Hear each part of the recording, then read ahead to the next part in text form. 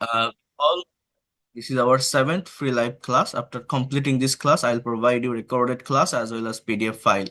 So এই ক্লাসটিতে আমি দুইটা বিষয় নিয়ে কথা বলবো। আমি আবারও বলছি, যেহেতু আজকের সেভেন্থ ক্লাস, এই পর্যন্ত ছয়টি ক্লাস আমি ইন ডিটেলসে নিয়ে এসেছি আপনাদের।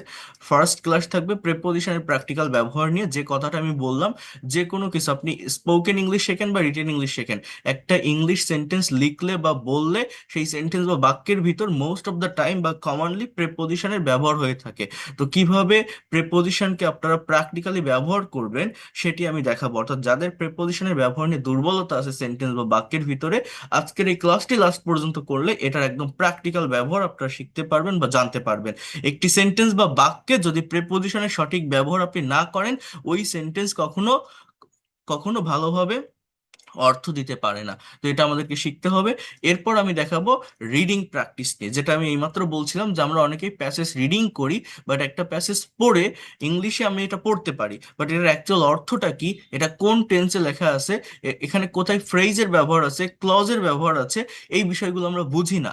না বোঝার কারণে অর্থ বের করতে পারি না, পার্টস অফ স্পিচ আইডেন্টিফাই করতে পারি না। সো এই প্যাসেজ রিডিং নিয়ে কথা বলবো। একটি একটি সুন্দর গল্প এখানে দেওয়া আছে। এই গল্পটি আমি আপনাদের সামনে রিড আউট করব এবং এদের অর্থ আমি বলবো ভেঙে ভেঙে অ্যানালাইসিস করে, যাতে করে একটি প্যাসেজ রিডিং এর মাধ্যমে আপনার রাইটিং এর ডেভেলপমেন্ট হয়, প্রোনাউন্সিয়েশনের ডেভেলপমেন্ট হয়, ভোকাবুলারি ডেভেলপমেন্ট হয়। আপনি বুঝতে পারবেন প্র্যাকটিক্যালি যখন একটা প্যাসেজ রিড আউট করা হয় সেখানে সাবজেক্ট কোনটা হয়। আমরা অনেকেই মনে করি সাবজেক্ট শুরুতে যে ওয়ার্ডটা থাকে সেটাই, কিন্তু একটা সাবজেক্ট অনেক বড় হতে পারে, লং হতে পারে, ফ্রেজাল সাবজেক্ট হতে পারে, সেগুলো আমাকে চিনতে হবে। ভার্ব কোনটা হয়, এক ভার্ব দেখে আমরা টেন্স আইডেন্টিফাই করতে পারি কিনা, বা কোথায় ফ্রেজের ব্যবহার, কোথায় ক্লজের ব্যবহার, এইটা আমাদেরকে বুঝতে হবে। এবং সেন্টেন্স বা বাক্য আমরা অনেকে রিডিং করি, পড়ি, বাট অ্যাকচুয়াল অর্থ আমরা বের করতে পারি না। প্রতিটা সেন্টেন্সের অ্যাকচুয়াল মিনিংটা কি, কারেক্ট টাইমিংটা কি, এইটা আমি আপনাদেরকে এইটা অ্যানালাইসিস করে বুঝিয়ে দিব। তাহলে আপনার ল্যাঙ্গুয়েজটা আপনার কাছে অনেক সহজ, অনেক ইজি মনে হবে। প্র্যাকটিক্যালি যদি প্রত্যেকটা বিষয়কে দেখা যায়, তাহলে অনেক দ্রুত ভাষাটাকে কমপ্লিট করা যায়। এই কথাটা আমি আগেও আপনাদেরকে বলেছি। তো আমি আর কথা বাড়াবো না, আমি শুরু করছি। মনোযোগ দিয়ে দেখেন, লাস্ট পর্যন্ত যদি থাকতে পারেন ক্লাসটি অনেক ইফেক্টিভ হবে। আমি প্রত্যেকটা ক্লাস একটু লং টাইম বা ডিটেলসে নিয়ে থাকি। যাদের ধৈর্য আছে, যারা আমাকে পজিটিভ মাইন্ডে নিতে পারেন, তারা থাকার চেষ্টা করবেন। আপনি ব্যর্থ হবেন না। You will get actual benefit from here. ভালোভাবে দেখেন। তাহলে আমি প্রিপোজিশন দিয়ে শুরু করি। হিয়ার ইউ ক্যান সি প্রিপোজিশনটা কি, ট্রাই টু আন্ডারস্ট্যান্ড হিয়ার। আমি আরেকবার একটু দেখি যে সবকিছু ঠিকঠাক আছে কিনা। ওকে। তাহলে আপনারা আমাকে নিশ্চয়ই শুনতে পারছেন, স্ক্রিনটাও দেখা যাচ্ছে। তো দেখেন, প্রেপোজিশন একটি সেন্টেন্স বা বাক্যের অলংকার। খুবই ভালোভাবে বুঝবেন। অলংকার যেমন একজন মানুষের সৌন্দর্য বাড়িয়ে দেয়, তেমনি বাক্যে প্রেপোজিশন ব্যবহারের মাধ্যমে বাক্যের অর্থের সৌন্দর্য বেড়ে যায়। প্রি শব্দের অর্থ হচ্ছে পূর্বে, আর পজিশন শব্দের অর্থ হচ্ছে অবস্থান। অতএব যে ওয়ার্ড নাউন বা প্রোনাউনের পূর্বে বসে সেন্টেন্সের সাথে অন্য কোনো ওয়ার্ডের সম্পর্ক স্থাপন করে তাকে প্রেপোজিশন বলে। অর্থাৎ প্রেপোজিশন মানে কি, প্রি মানে পূর্বে, পজিশন মানে অবস্থান। পূর্বে অবস্থান কার পূর্বে, কোনো বাক্যে নাউন বা প্রোনাউনের পূর্বে যে শব্দটা অবস্থান করে, প্লেস নেয়, সেটাই হচ্ছে প্রেপোজিশন। এখন এইখানে কি বলছে দেখেন, যে এটি একটি বাক্যের অলংকার, অর্নামেন্ট। মনে করেন একটি ছেলেকে আপনি যদি কোট, শার্ট, বুট, টাই পরান, দেখতে যেমন সুন্দর লাগে, একটি মেয়েকে হাতে চুড়ি, কানের দুল, নাকের নলক, ওই যে সিনেমার নায়িকাদের সাজায় না, বা বিয়ে করতে যাওয়া নতুন বউকে সাজালে দেখতে যেমন সুন্দর লাগে, একটি সেন্টেন্স বা বাক্যে প্রিপোজিশনের ব্যবহার করলে বাক্যের সৌন্দর্য বেড়ে যায়। প্রিপোজিশন একটি সেন্টেন্স বা বাক্যকে অলংকৃত করে, গর্জিয়াস করে। যদি এটার ব্যবহার আপনি করতে না পারেন, বাক্য যে একদমই অর্থ দিবে না সেটা না, কিন্তু বাক্য তার সৌন্দর্য হারায়। একটির সাথে আরেকটি ওয়ার্ড ভালোভাবে কানেক্টেড হয় না বাক্যের ভিতরে, খাপছাড়া খাপছাড়া মনে হয়। তো এটা আমার শিখতে হবে। প্রেপোজিশন কি, আমাদের ইংলিশ ল্যাঙ্গুয়েজে যে 8 প্রকার পার্টস অফ স্পিচ আছে, তার ভিতরে একটা পার্ট হচ্ছে প্রেপোজিশন। পার্টস অফ স্পিচ কি, এটা সেকেন্ড ক্লাসে বলছিলাম। আমরা যখন একটি সেন্টেন্স বা বাক্য লিখি, বাক্য লিখতে গেলে আমাদের শব্দের প্রয়োজন হয়। একটি বাক্যের ডেফিনিশন হচ্ছে কতগুলো ওয়ার্ড বা শব্দ পাশাপাশি বসে যখন মনের ভাবটা ক্লিয়ারলি প্রকাশ করে তাকে সেন্টেন্স বা বাক্য বলে।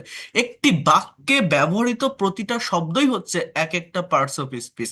তার ভিতরে প্রেপোজিশন একটা সব থেকে ইম্পর্টেন্ট বা গুরুত্বপূর্ণ parts of speech. Noun, pronoun এবং ভার্ব, সব থেকে বেশি গুরুত্বপূর্ণ ভার্ব। যারা ইংলিশ ভোকাবুলারিতে দরকার দুর্বল, ভার্ব রিলেটেড ভোকাবুলারি বেশি করে পড়বেন। এগুলো আমি আপনাদের বলেছি অলরেডি বিগত ক্লাসগুলো থেকে। যারা প্রিভিয়াস ক্লাসগুলো করেননি, রেকর্ডেড ক্লাসগুলো আপনারা দেখে নেবেন, তাহলে বুঝতে পারবেন। ভাষা শিখতে গেলে ধারাবাহিকতা মেনটেন করে এগোতে হয় বা শিখতে হয়, তাহলে বোঝা যায়। তো এখানে দেখেন, আমি প্রিভিয়াস ক্লাসে আপনাদেরকে এই স্ট্রাকচারটা নিয়ে কথা বলছিলাম যে যে কোনো একটা ইংলিশ সেন্টেন্স বা বাক্য তৈরি করতে গেলে আমাদের একটা সার্টেন স্ট্রাকচার মেনটেন করতে হয়। স্ট্রাকচারটা কি? ফার্স্টে সাবজেক্ট থাকে, সাবজেক্টের জায়গায় as a parts of speech noun বা প্রোনাউন বসাতে হয়, এরপর ভার্ব, এরপর এক্সটেনশন। এই এক্সটেনশনের জায়গায় আমি আপনাদেরকে বলছিলাম, মনে আছে কিনা, অবজেক্ট, কমপ্লিমেন্ট অথবা অ্যাডভার্বিয়াল ফ্রেজের ব্যবহার হয়। এই কথাটা কিন্তু বলছিলাম। এক্সটেনশনের জায়গায় কি বসে? অবজেক্ট, কমপ্লিমেন্ট অথবা অ্যাডভার্বিয়াল ফ্রেজ, যেটাই বসুক না কেন, as a parts of speech সেখানে কিন্তু most of the time noun বা প্রোনাউনই বসে। অর্থাৎ ভার্বের পরে এক্সটেনশনের জায়গায় যে নাউন প্রোনাউন থাকে, ঠিক তার আগে মূলত প্রেপোজিশনের অবস্থান। অর্থাৎ প্রেপোজিশন একটা পার্টস অফ স্পিচ, 8 প্রকার পার্টস অফ স্পিচের ভিতরে একটা। কিন্তু এইটা একটা বাক্যের মূলত কোন পজিশনে গিয়ে বসে, কোন জায়গায় গিয়ে বসে? ভার্বের পরে অবজেক্টের স্থানে যে নাউন বা প্রোনাউন থাকে, ঠিক তার আগে। প্রিপোজিশনের প্লেসটা ঠিক এমন জায়গায়। এখানে এক্সাম্পল গুলো দেখেন। হি, এটা সাবজেক্ট, এটা প্রোনাউন। গোস, এটা ভার্ব। স্কুল, এটা অ্যাজ আ ওয়ার্ড, এটা একটা নাউন। ঠিক এর আগে টু বসছে, he goes to school. We live on rice, আমরা ভাত খেয়ে বাঁচি, ভাতের উপর নির্ভর করে বাঁচি। আই কাম ফ্রম ইউকে, তাহলে এই যে ফ্রম, অন বা টু, স্কুল, রাইস বা ইউকে এর আগে বসছে। তাহলে এগুলো আপনাদেরকে বুঝতে হবে, এগুলো আপনাদেরকে নেওয়ার চেষ্টা করতে হবে যে প্রেপোজিশনের প্লেসটা কোথায়, মূলত কোন পজিশনে, কোন জায়গাটাতে এই প্রেপোজিশন থাকে। এবার দেখেন, এখানে লেখা আছে প্রেপোজিশনস ডিকশনারি। অর্থাৎ প্রেপোজিশন রিলেটেড যে শব্দগুলো ইংলিশ ল্যাঙ্গুয়েজে আছে, আমার কথাগুলো একটু মনোযোগ দিয়ে বোঝার চেষ্টা করবেন বা নেওয়ার চেষ্টা করবেন। আমি কিন্তু এখানে প্রেপোজিশনের একদম প্র্যাকটিক্যাল ব্যবহারটি নিয়ে কথা বলছি। সো প্রেপোজিশন রিলেটেড যে শব্দগুলো এখানে আছে, আহ, সেই শব্দগুলো অ্যাকচুয়ালি কোন ধরনের অর্থ দেয় সেটা ফার্স্ট আমি একটু বলেছি। এরপর প্রত্যেকটা প্রেপোজিশনের ডিটেলস ব্যবহার আমার এখানে দেওয়া আছে। যেমন দেখেন, টু, এটা কোথায় ব্যবহৃত হয়? নির্দিষ্ট দিকে, প্রতি বা পর্যন্ত বোঝাতে টু প্রেপোজিশনের ব্যবহার হয়। মানে টু মূলত কোন একটা দিকে যাওয়া বোঝায়, কোন একটা দিকে। আমার কথাটা কিন্তু মনোযোগ দিয়ে বুঝবেন, এবং সেটা সার্টেইন দিক হতে হয়। যেমন আমি স্কুলে যাচ্ছি, I am going to school. সে বাজারে যাচ্ছে, he is going to market. তারা বাজারে যায়, they they go to market. So এইভাবে কোন একটা দিকে যাওয়া বোঝাতে সেই দিকের আগে টু প্রেপোজিশন বসে। কারো প্রতি বা পর্যন্ত, হি কামস টু মি, সে আমার কাছে আসে।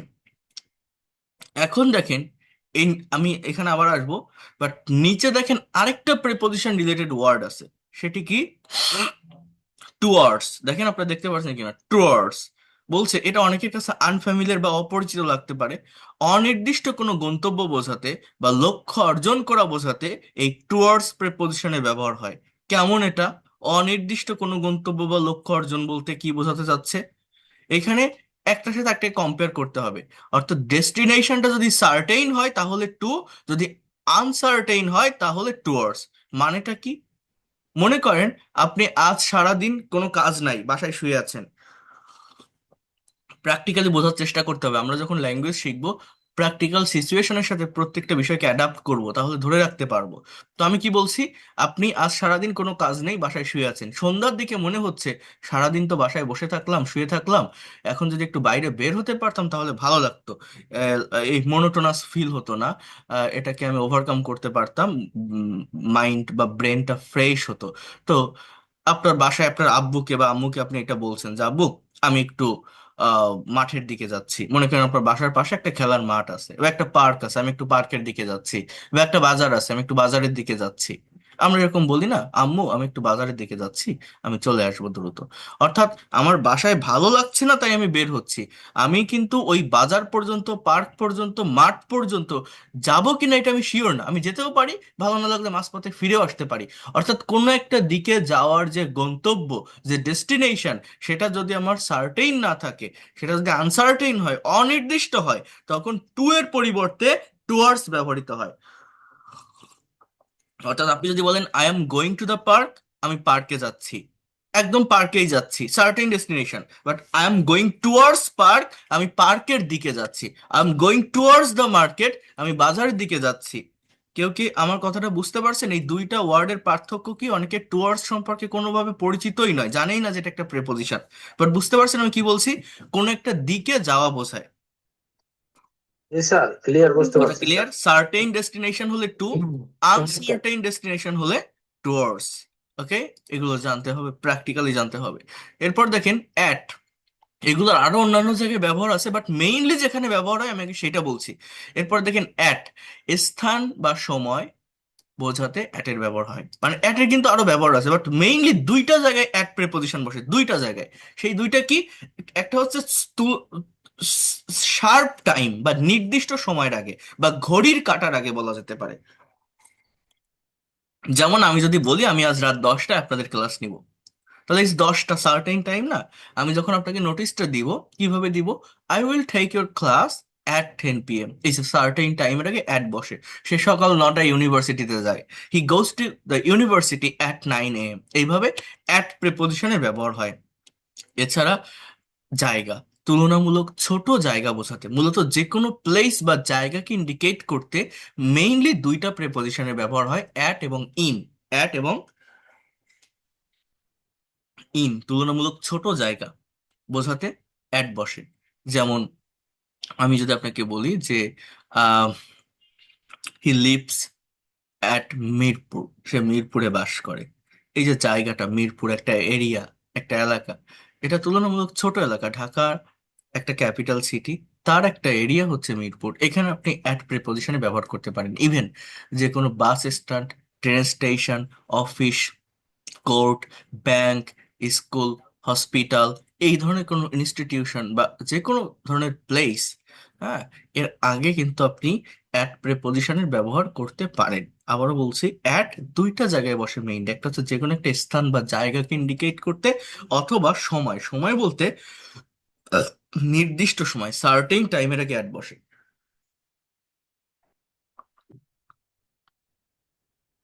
এরপর দেখেন ইন, বোঝার চেষ্টা করেন। এই ইন, এটা একটা পাওয়ারফুল প্রেপোজিশন। আমি প্রত্যেকটা আলাদাভাবে দেখাচ্ছি, বাট তার আগে একটু এখান থেকে দেখে নেন।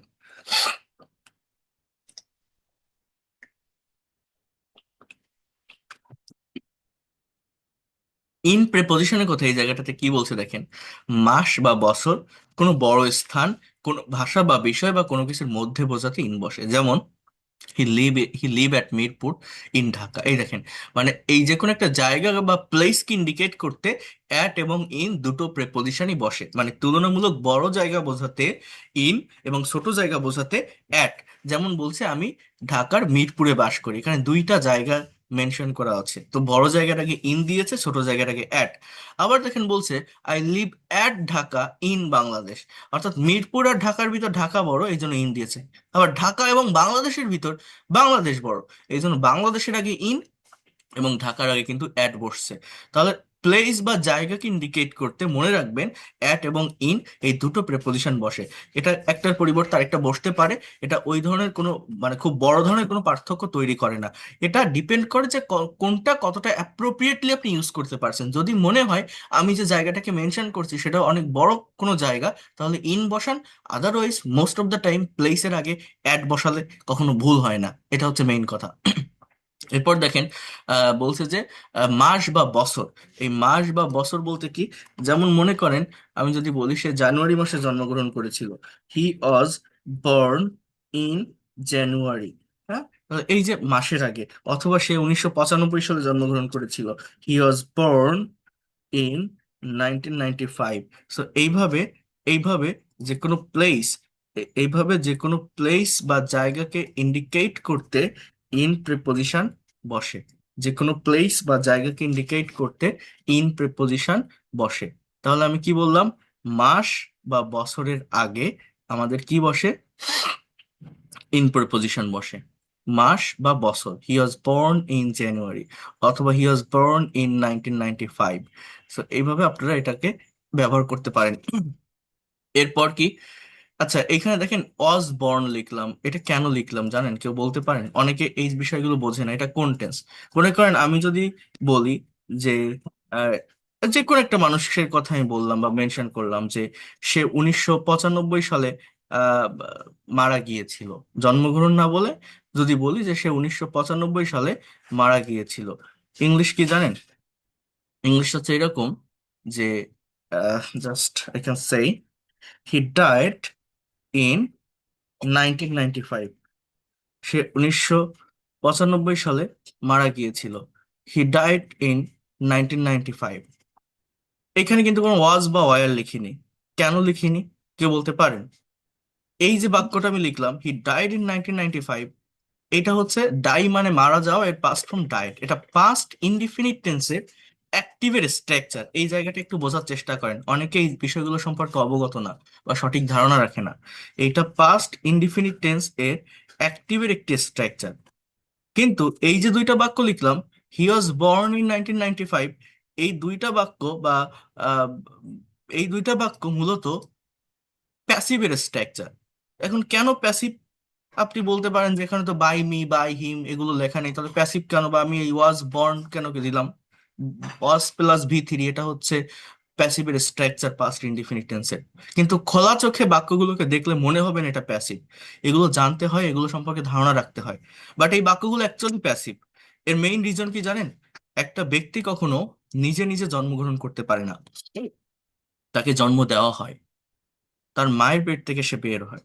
অর্থাৎ একটা মানুষ যখন জন্মগ্রহণ করে, সেই টাইমে সে কি নিজে জন্মগ্রহণ করে নাকি তাকে জন্ম দেওয়া হয়? সে কিন্তু ইনঅ্যাক্টিভ থাকে।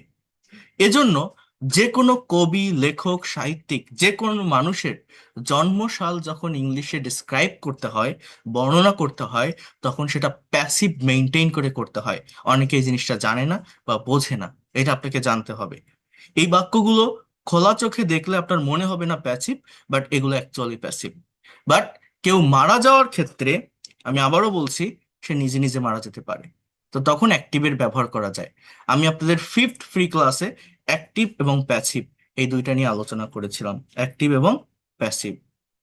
এটা কতটা গুরুত্বপূর্ণ ক্লাস ছিল, যারা ক্লাসটিতে অ্যাটেন্ড করেছিলেন তারা জানেন। তো এটা আপনাদের বুঝতে হবে বা নেওয়ার চেষ্টা করতে হবে। তাহলে আমি যদি বলি রবীন্দ্রনাথ ঠাকুর 1861 সালে জন্মগ্রহণ করেছিলেন। রবীন্দ্রনাথ ঠাকুর ওয়াজ বর্ন ইন 1861। এবার আমি যদি বলি তিনি 1941 সালে মারা গিয়েছিলেন, just he died in 1941, not was died. Okay. So কেউ কি এই জায়গাটা বুঝতে পেরেছেন আমি কি বললাম? What I have said, have you understood about that?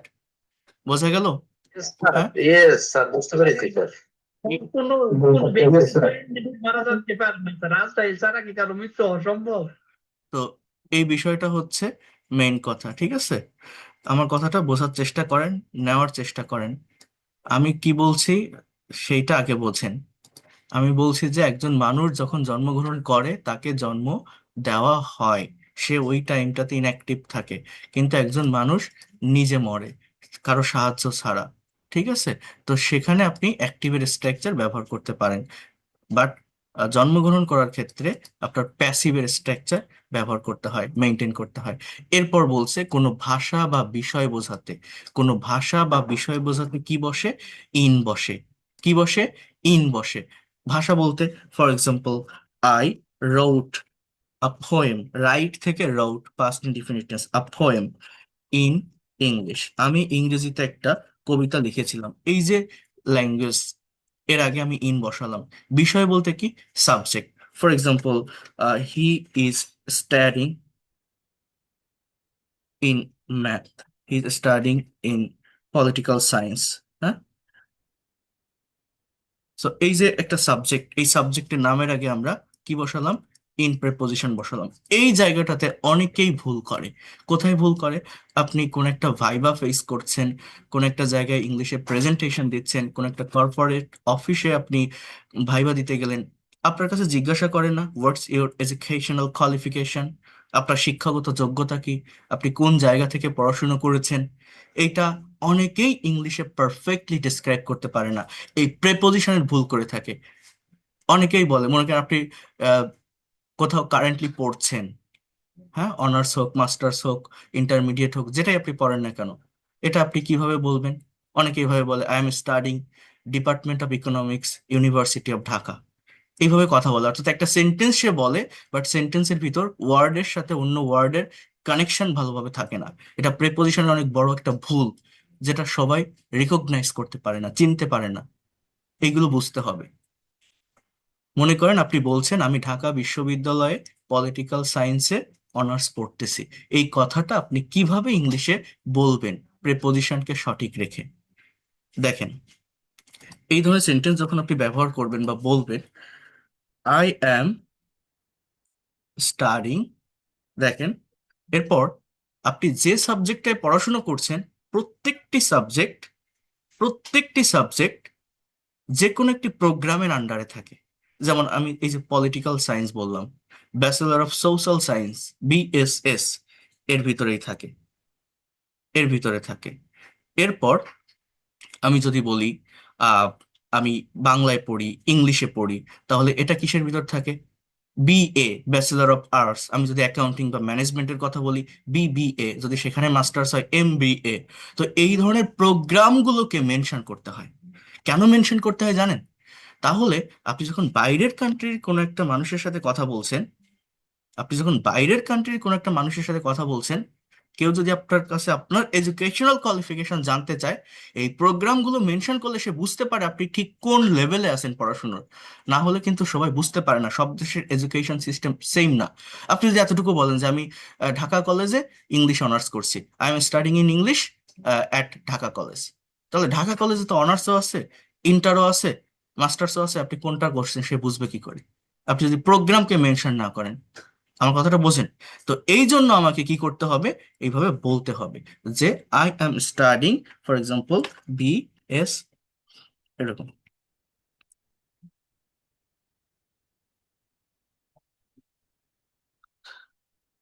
In political science at university of Dhaka. তাহলে আমি কি বসালাম বলেন তো? আপনি যে জায়গাটাতে পড়াশুনো করছেন, যে প্রতিষ্ঠানটাতে পড়াশুনো করছেন, সেই প্রতিষ্ঠানের নামের আগে অ্যাট প্রেপোজিশন ইউজ করবেন। আর যে সাবজেক্টে আপনি পড়ছেন, সেই সাবজেক্টের নামের আগে আপনি ইন প্রেপোজিশনের ব্যবহার করবেন। আবারও বলছি, যে প্রতিষ্ঠানে আপনি পড়াশোনা করছেন, তার আগে কি বসাবেন? অ্যাট, প্রতিষ্ঠান বা ইনস্টিটিউশন। আর যে সাবজেক্টে পড়ছেন, তার আগে ইন। কথাটা মনে রাখবেন। আবার যদি কেউ পড়াশোনা কমপ্লিট করে থাকেন, যদি কেউ কমপ্লিট করে থাকেন, তাহলে আপনি কি করবেন? তাহলে আপনি যে প্রতিষ্ঠান থেকে পড়াশোনা করেছেন, তার আগে ফ্রম বসাবেন। হতে, থেকে বা চেয়ে, ফ্রম প্রেপোজিশনের ব্যবহার হয়। অর্থাৎ, I completed my graduation in English from the university of Dhaka. এই যে আমি সাবজেক্টের আগে ইন বসালাম, আর আমার কিসের থেকে, আমার ইনস্টিটিউশন বা প্রতিষ্ঠানের আগে ফর্ম বসালাম। এখানে গ্রাজুয়েশন আমি লিখে দিয়েছি, তার মানে সবাই বুঝতে পারছে যে আমি কোন পর্যায়ে পড়াশোনা করেছি। এখানে কিন্তু আর ওই প্রোগ্রামের নাম মেনশন করার প্রয়োজন হচ্ছে না। I complete my graduation, post graduation, যেটাই আপনি বলেন না কেন, এইভাবে বলতে কোনো সমস্যা নাই। এরপর আমি কি বলছি, ফোকাসটা আমার কোথায় করতে হবে? আমরা ভুলটা কোথায় করি? প্রেপোজিশনের ব্যবহার নিয়ে। তাহলে সাবজেক্টের নামের আগে ইন বসাবো, প্রতিষ্ঠান বা ইনস্টিটিউশনের আগে ফ্রম বসাবো। কিন্তু কারেন্টলি আমি পড়াশোনা করছি, সেখানে কিন্তু প্রতিষ্ঠান বা ইনস্টিটিউশনের আগে অ্যাট প্রেপোজিশন বসাবো। I am studying BA honours in English at university of Dhaka, at the university of Dhaka দা হবে। সো এইভাবে আপনারা এই বিষয়গুলোকে মেনশন করবেন। আমরা অনেকে এই জায়গাগুলোতে ভুল করি, এই ভুলটা করলে হবে না। প্রেপোজিশনের সঠিক ব্যবহার আমাদের এখান থেকে জানতে হবে। এরপর দেখেন, অ্যাবাউট মানে সম্পর্কে, বিটুইন মানে দুইজন ব্যক্তির মধ্যে বোঝাতে, এগুলো এক কথায় উত্তর হয়ে যায়। যেগুলো মোস্ট পাওয়ারফুল প্রিপোজিশন আমি মূলত সেগুলোর কথাই আপনাদেরকে বলছি। আপনাদেরকে নেওয়ার চেষ্টা করতে হবে, বিষয়গুলোকে বোঝার চেষ্টা করতে হবে, যেগুলো বেশি কনফিউশন ক্রিয়েট করে। যেমন বিটুইন মানে কি? মনে করেন আমি যদি বলি আপেলটা রহিম এবং করিমের মধ্যে ভাগ করে দাও, divide the apple between Rahim and Karim. আবার আমি যদি বলি আপেলটা রহিম, করিম এবং জসিমের মধ্যে ভাগ করে দাও, divide the apple among Rahim, Karim and Jasim. দুইয়ের অধিক ব্যক্তি বা বস্তু বোঝাতে অ্যামং এই প্রেপোজিশনের ব্যবহার হয়। এগেইনস্ট মানে বিরুদ্ধে, অ্যাক্রস মানে অতিক্রম, আফটার মানে পরে, বিফোর মানে আগে। সো এইগুলো এইভাবে হয়। এরপর দেখেন তিনটা প্রেপোজিশন এখানে দেওয়া আছে। এই তিনটা খুবই গুরুত্বপূর্ণ, প্রত্যেকে একটু এই জায়গাটাতে মনোযোগ দেন। On, above and over. কি কি বলছি? On, above and over. এই যে তিনটা ওয়ার্ড আপনি দেখছেন, এই তিনটা ওয়ার্ডের অ্যাকচুয়াল অর্থ মূলত উপরে। অন মানে কি? আমরা কি জানি? অন মানে উপরে। বাব এর অর্থও কিন্তু উপরে। ওভার মানে উপরে। মানে এই তিনটা প্রেপোজিশনের বাংলা অর্থ সেম, উপরে। But there R some differences, কিছু পার্থক্য এখানে আছে, এটা আমাকে বুঝতে হবে। যদি BCS, bank job, admission test, এই যে কম্পিটিটিভ এক্সামগুলো থাকে, এইখানে প্রেপোজিশন থেকে যদি কোনো কোশ্চেন আসে, মোস্ট অফ দ্য টাইম এইখান থেকে আসে। যেমন মনে করেন এই যে একটা প্রশ্ন, the birds are flying, the birds are flying dash the tree, on the tree, above the tree, over the tree. এখানে উত্তরটা হচ্ছে ওভার। কেন হবে আমি বলছি, সেগুলো দেখাচ্ছি। এখানে লেখা আছে দেখেন, স্থির বস্তু স্পর্শ করে উপরে বোঝাতে অন বসে, স্থির বস্তু স্পর্শ না করে উপরে বোঝাতে অ্যাবাভ এটা বসে, চলমান বস্তু স্পর্শ না করে উপরে বোঝাতে ওভার বসে। বাট তার আগে একটু দেখে নেন, এখানে অনের আরেকটা ব্যবহার বলছে, কোনো বার বা তারিখের পূর্বে অন বসে। আমি এই বিষয়গুলোকে একটু আলাদা করে দেই, কারণ একটা প্রেপোজিশন বিভিন্ন জায়গায় বিভিন্ন পরিস্থিতি অনুযায়ী বসতে পারে।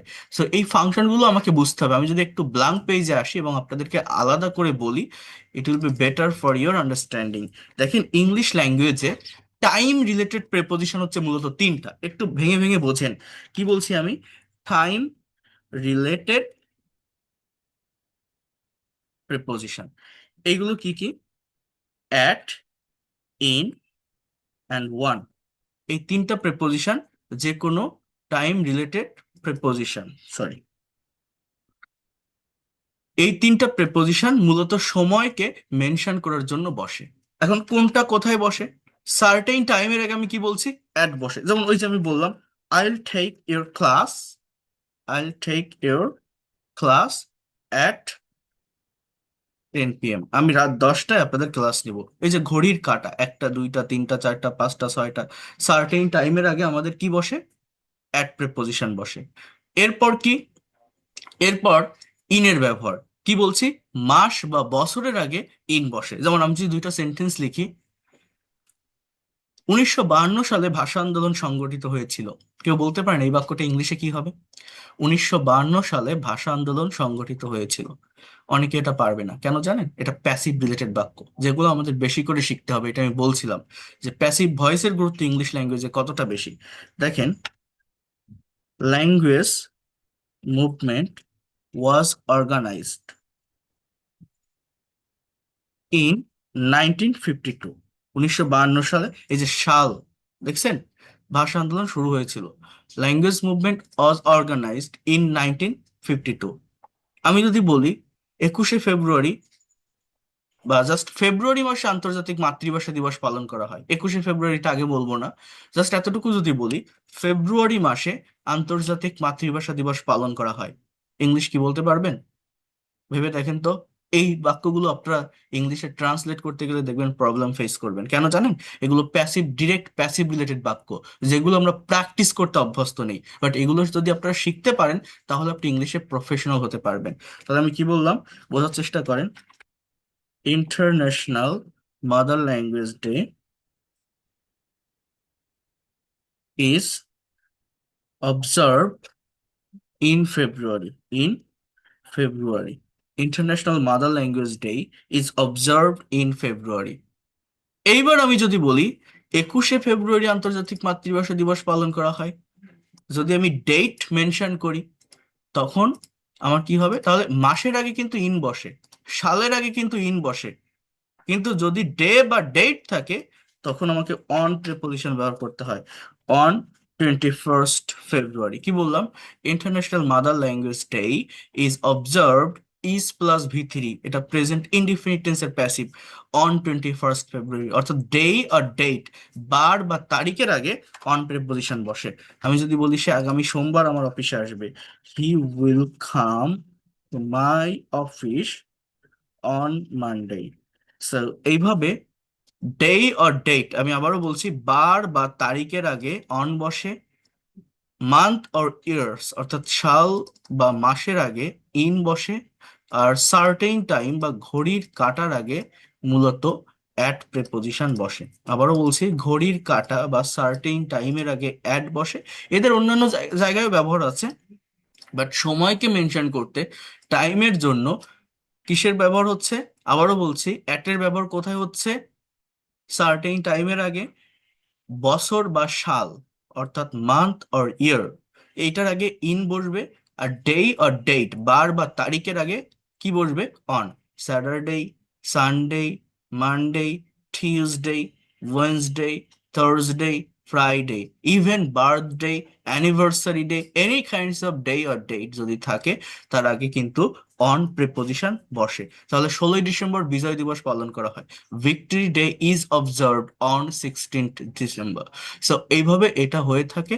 আপনারা এটা মনে রাখার চেষ্টা করবেন যে সময়কে বা টাইমকে মেনশন করার জন্য মেইনলি এই তিনটা প্রিপোজিশনে ব্যবহার হয়। এদের কিন্তু অন্যান্য জায়গায় ব্যবহার হচ্ছে, বাট জাস্ট টাইমকে মেনশন করার জন্য এই তিনটা প্রিপোজিশনের ব্যবহার হয়ে থাকে। আমি কি এতটুকু আপনাদেরকে বোঝাতে পারলাম? আপনারা বুঝতে পেরেছেন এই জায়গাটাতে আমি কি বললাম? টাইমের জন্য বা সময়ের জন্য মেইনলি কি কি স্যার বসে? সুন্দরভাবে বুঝতে পেরেছি স্যার, সুন্দরভাবে বুঝতে পেরেছি। অ্যাট, ইন এবং অন। ওকে, স্যার, এবার বোঝেন। আর একটু সামনের দিকে এবার আসি। প্র্যাকটিক্যালি নেওয়ার চেষ্টা করেন, দেখবেন অনেক দ্রুত ল্যাঙ্গুয়েজটাকে ডেভেলপ করতে পারবেন। এই যে বিষয়গুলো দেখাচ্ছি, এগুলো হয়তো আপনি যে কোনো একটা গ্রামার বইতে যান, আপনি বইতে পাবেন, বাট বইতে পেলে আপনি কি হবে? এই যে আমি যে সিচুয়েশনগুলোকে আপনাকে ইমাজিন করাচ্ছি, এটা কি আপনি ইমাজিন করতে পারবেন?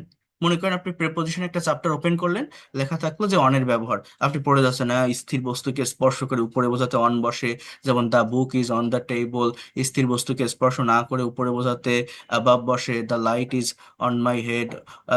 ওভার, চলমান বস্তুকে স্পর্শ না করে ওভার বসে। তো এরকম আপনি গতানুগতিক ধারায় পড়ে যাবেন, বাক্যও পড়বেন, বাট দেখবেন আপনার ব্রেইনে কিছু ঢুকবে না। কারণ আপনি কিন্তু জাস্ট আপনার পড়ারটাই পড়ে যাচ্ছেন, দেখারটাই দেখে যাচ্ছেন, চেষ্টা করছেন এটাকে মেমোরাইজ বা মুখস্থ করার। কিন্তু এই যে আপনি একটা লাইভ ক্লাস করছেন, এই যে আমার লেকচারটা আপনি শুনছেন, প্রত্যেকটা প্রেপোজিশনকে আমি প্র্যাকটিক্যালি আপনাকে ইমাজিন করিয়ে দিচ্ছি, প্র্যাকটিক্যাল সিচুয়েশনে ব্যবহার কোথায় হয় এই যে সেটা বলে দিচ্ছি। এইভাবে যদি আপনি করতে পারেন তাহলে সেটাকে আপনি নিজের ব্রেইনে কিন্তু ধরে রাখতে পারছেন। প্র্যাকটিক্যাল সিচুয়েশনের সাথে প্রত্যেকটা বিষয়কে অ্যাডাপ্ট করতে পারলেই ভাষাটা শেখা যায়। এরপর দেখেন যেটা বলছি, এই অন, অ্যাবাভ অ্যান্ড ওভার, এই তিনটা প্রেপোজিশনের একটা কমন মিনিং হচ্ছে উপরে। অন মানে উপরে, অ্যাবাভ এর অর্থটাও উপরে, ওভার মানে উপরে। তবে পার্থক্যটা কি? বলছে স্থির বস্তুকে স্পর্শ করে উপরে বোঝাতে অন বসে। যেমন এই যে আমি এখন আপনাদের ক্লাস নিচ্ছি, আমার টেবিলের উপর একটি পানির বোতল আছে, একটি ডেস্কটপ আছে, একটি ল্যাপটপ আছে, একটি মোবাইল আছে, একটি বই আছে, একটি মগ আছে। এইগুলো কোথায় আছে বলছি? আমার টেবিলের উপর বলছি। অর্থাৎ টেবিলটা আমার মূলত অবজেক্ট, এইটাকে স্পর্শ করে এতগুলো জিনিস আছে। তাহলে আমি এগুলোকে অন ব্যবহার করে বলতে পারি, the mobile is on my table, the mouse is on my table, the laptop is on my table, the bottle of water is on my table. অর্থাৎ টেবিলকে স্পর্শ করে এগুলো আছে। অবজেক্টকে স্পর্শ করে কোনো কিছু থাকলে অনের ব্যবহার হয়, আর অবজেক্টকে স্পর্শ না করে উপরে থাকলে অ্যাবাভ এর ব্যবহার হয়। যেমন যেমন আমি একটি ক্লাস নিচ্ছি, আমার মাথার উপর একটি এসি আছে, এয়ার কন্ডিশন, আমার মাথার উপর একটি লাইট আছে, কারেন্টের বাল্ব আছে, একটি সিলিং ফ্যান আছে। এগুলো কোথায় আছে বলছি? বলছি যে আমার মাথার উপরে আছে। আমার মাথা কই? এই জায়গায়, মাথার সোজা উপরে এই জিনিসগুলো আছে। একটা এসি আছে, একটা ফ্যান আছে, একটা লাইট আছে। তাহলে এগুলো আমার মাথার উপরে আছে বলছি, বাট মাথাকে কি টাচ করে আছে? না, মাথার সঙ্গে একটা সেপারেট দূরত্বে আছে, কিন্তু এগুলো কিন্তু স্থির অবস্থায় আছে। আবার ওই ফ্যানটা যদি ঘুরতে থাকে তখন আবার অ্যাবাভ হয় না, তখন ওভারের ব্যবহার হয়। The fan is moving over our head, over my head, এরকম হয়। তো যাই হোক, তো এখানে আমি কি বলতে পারি? The air condition is above my head, the light is above my head. The ceiling fan is above my head. অর্থাৎ এগুলো আমার মাথার উপরে আছে, কিন্তু মাথাকে স্পর্শ করে নেই, একটা সেপারেট দূরত্বে আছে এবং স্থির অবস্থায় আছে। এটা স্থির অবজেক্টকে স্পর্শ না করে উপরে যদি স্থির অবস্থায় কোনো কিছু থাকে তাহলে অ্যাবাভ এই ব্যবহারটা হয়। আর ওভারটা কি, অবজেক্টকে স্পর্শ না করে উপরে চলমান অবস্থা বোঝাতে ওভারের ব্যবহার হয়। যেমন ক্রিকেট খেলা দেখছেন, আপনারা যারা ক্রিকেট খেলা দেখেন, যদি ইংলিশ কমেন্ট্রি বোঝেন, আপনারা শুনে থাকবেন বিভিন্ন টাইমে, বা যারা এই যে মোবাইলে ক্রিকেট গেম প্লে করেন না, ওইখানে বিভিন্ন হাই লেভেলের গেমগুলোতে কমেন্ট্রি সেট আপ করা থাকে। তো একটা ব্যাটসম্যান যখন বলে হিট করে, বলটা যখন ছয় হয়, তখন বলটা কি হয়, গ্রাউন্ডকে স্পর্শ না করে উপরে একটা গতিশীল, উপর দিয়ে একটা গতিশীল অবস্থায় গিয়ে বাউন্ডারির ওই পার গিয়ে পড়ে। দেখবেন কমেন্ট্রিতে বলে সিক্স হলে lofted six over the boundary, এরকম বলে। সো এই যে ওভার দ্য বাউন্ডারি কেন বলে, ব্যাটসম্যান যখন বলটাকে হিট করছে, ওই বলটা গ্রাউন্ডকে স্পর্শ না করে উপর দিয়ে একটা গতিশীল অবস্থায় গিয়ে চলে চলে যাচ্ছে, বাউন্ডারি থেকে বাউন্ডারির ওপর গিয়ে পড়ছে। তো এই জন্য এই ওভার প্রিপোজিশনের ব্যবহারটা মূলত এরকম জায়গায় হয়, সেটা হচ্ছে অবজেক্টকে স্পর্শ করবে না, উপরে থাকবে কিন্তু চলমান বা গতিশীল অবস্থায় থাকে। The birds are flying over the tree, পাখিগুলো গাছের উপর দিয়ে উঠতেছে, গাছ দ্যাট ইজ দ্য অবজেক্ট, এর উপরে, এটা গাছকে স্পর্শ না করে উপর দিয়ে কিছু পাখি যাচ্ছে। The plane is going over the land, প্লেনটা এইমাত্র মাটির উপর দিয়ে উড়ে চলে গেল। দ্য প্লেন ইজ গোয়িং, যাচ্ছে, ওভার দ্য ল্যান্ড।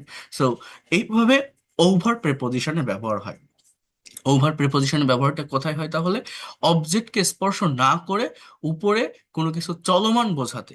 এছাড়া সমগ্র অর্থে, কর্তৃত্ব আরোপ অর্থে, বা বিপরীত বা অন্য পাশে বোঝাতেও ওভারের ব্যবহার হয়। এই ওভার একটা মোস্ট পাওয়ারফুল প্রিপোজিশন। আমি সারা বিশ্ব ভ্রমণ করব, I will travel all over the world, এখানে ওভারের ব্যবহার হয়। কর্তৃত্ব আরোপ অর্থে, কর্তৃত্ব আরোপ বলতে যেমন আমরা শহরে বিভিন্ন জায়গায় ভাড়া বাসায় থাকি না, মনে করেন আপনি একটা বাসায় ভাড়া থাকেন, আপনার মালিক আপনার উপর কিছু ইনস্ট্রাকশন দিল। ফর এক্সাম্পল, অনেকে বলে না যে বাসা ভাড়া নিচ্ছেন, ঠিক আছে, ছাদে ওঠা যাবে না, এরকম বলে না?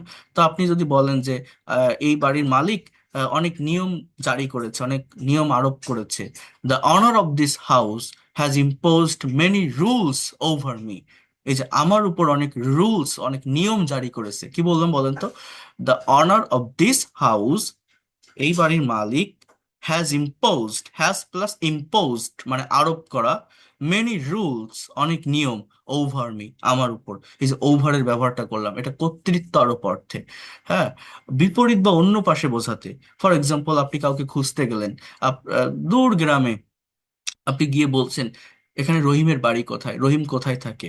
তার প্রতিবেশী কাউকে আপনি জিজ্ঞাসা করছেন, where does Rahim live here, সে আপনাকে উত্তর দিল এইভাবে, Rahim lives over the road, over the bridge.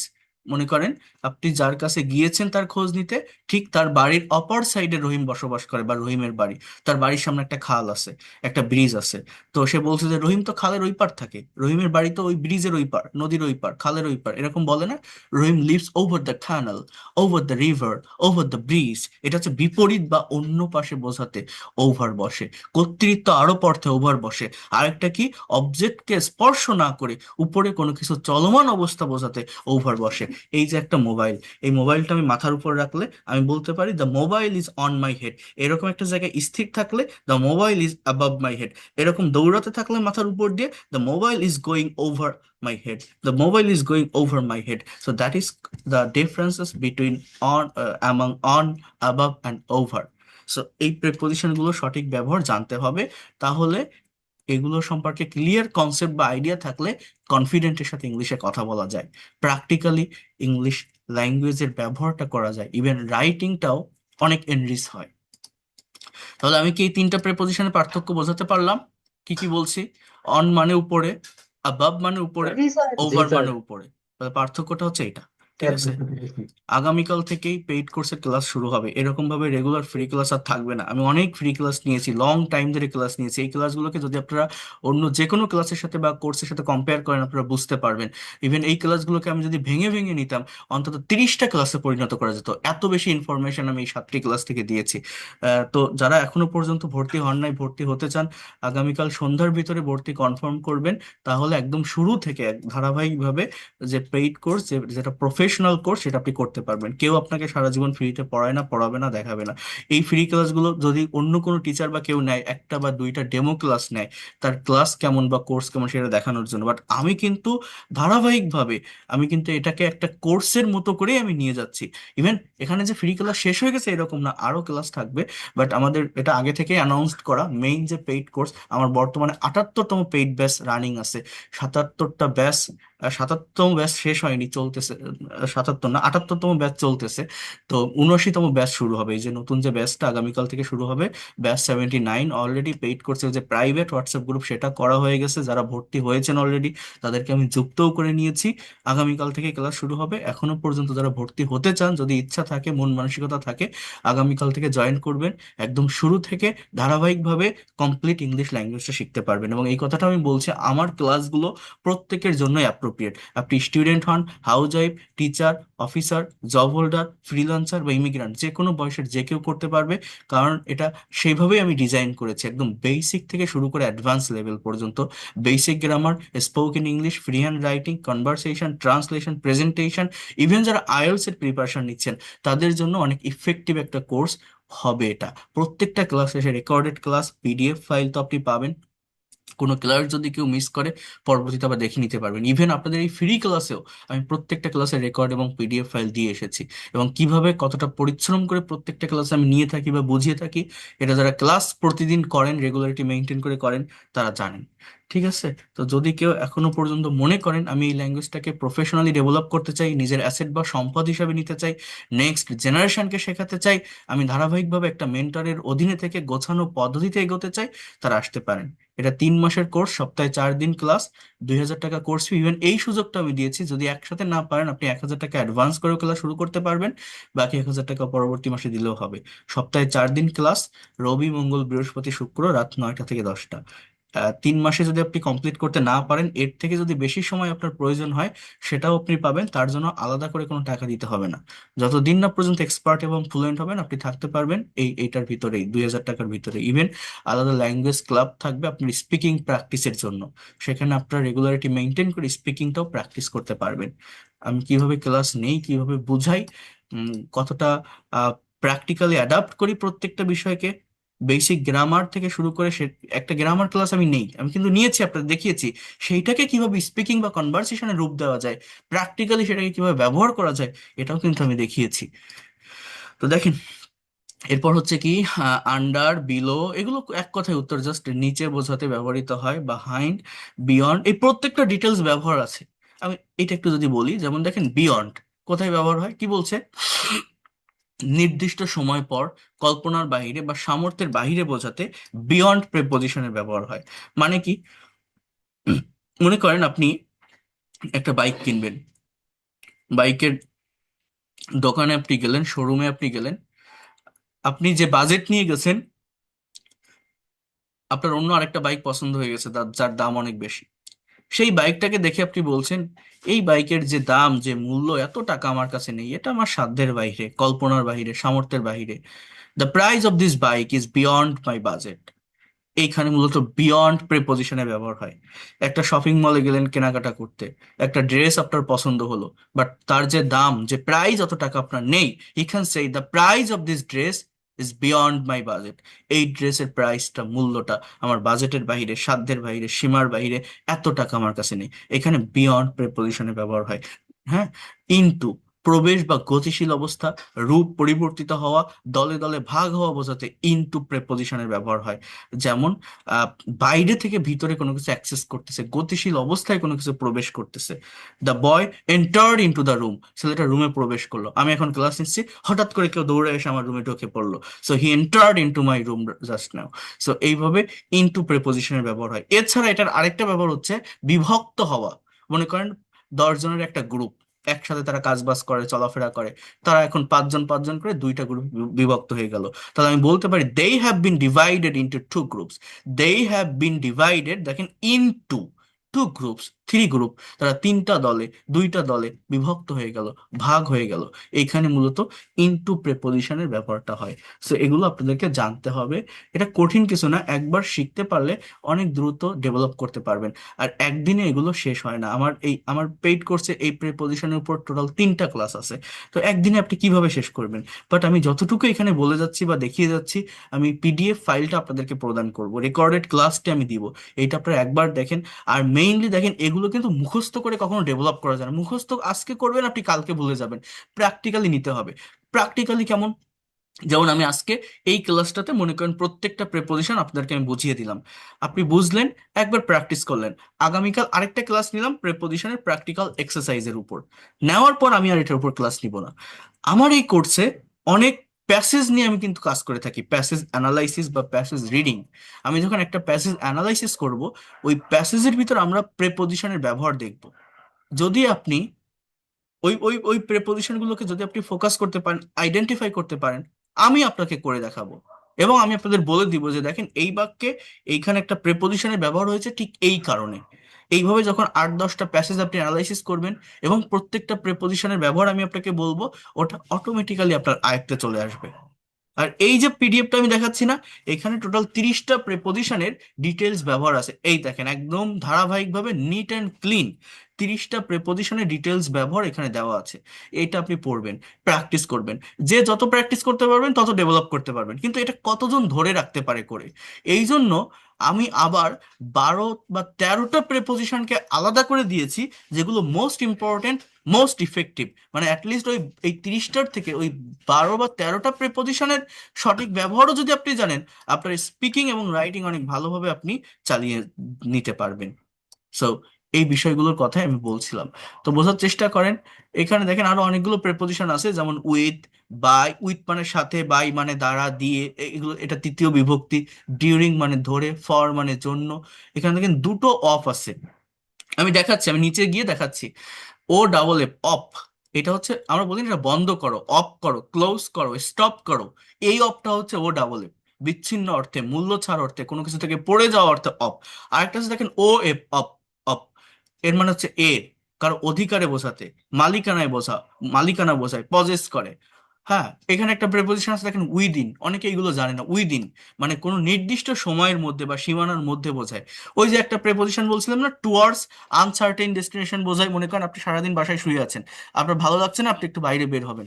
তো আপনি আপনার আম্মুকে বলছেন যে আমি একটু বাজারের দিকে যাচ্ছি, I am going towards market. এবার আপনি এটাও বলছেন আমি 20 মিনিটের মধ্যে ফিরে আসবো, I will come back within 20 minutes. এই যে সার্টেইন একটা টাইমের মধ্যে কোনো একটা কাজ কমপ্লিট করা, সার্টেইন একটা টাইমের মধ্যে কোনো একটা কাজ সম্পন্ন করা, এখানে মূলত উইদিন প্রেপোজিশনের ব্যবহার হয়। উইদাউট মানে ছাড়া বা ব্যতীত, ফ্রম হতে বা থেকে, অফ। যেমন we can not live without water, fish can not live without water. আমরা পানি ছাড়া বাঁচতে পারি না, মানুষ পারে না। সো এইভাবে এগুলো আর কি হয়ে থাকে। এইখানে প্রত্যেকটা প্রেপোজিশনের ডিটেলস ব্যবহার দেওয়া আছে। আমি এই পিডিএফটা দিয়ে দিলে এটা আপনারা একটু প্র্যাকটিস করবেন। যে যত প্র্যাকটিস করতে পারবেন, সে তত ডেভেলপ করতে পারবেন। এবং এটা কঠিন না। এবং প্রত্যেকটা প্রেপোজিশনের মেইন যে ব্যবহারটা, সেইটা আগে শিখে রাখতে হয়। যেমন দেখেন, অ্যাটের কিন্তু মেইন ব্যবহার দুইটা। সেটা কি কি? একটা হচ্ছে ছোট জায়গার আগে, আর একটা হচ্ছে সার্টেন টাইমের আগে। এইটা ছাড়া আরো 3টা জায়গায় অ্যাটের ব্যবহার হয়। দেখেন কি বলছে, ছোট স্থান, শহর বা জায়গার পূর্বে অ্যাট বসে। যেমন he lives at Mirpur, he lives at Noakhali, he lives at Dhaka in Bangladesh.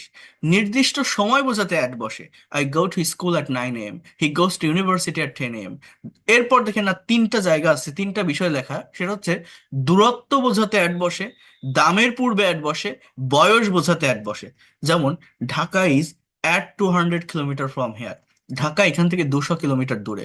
Sylhet is at 100 kilometre from here. Potato sells at 50 taka per KG. আলু প্রতি কেজি 50 টাকায় বিক্রি হয়। আপেল সেলস অ্যাট 150 টাকা পার কেজি।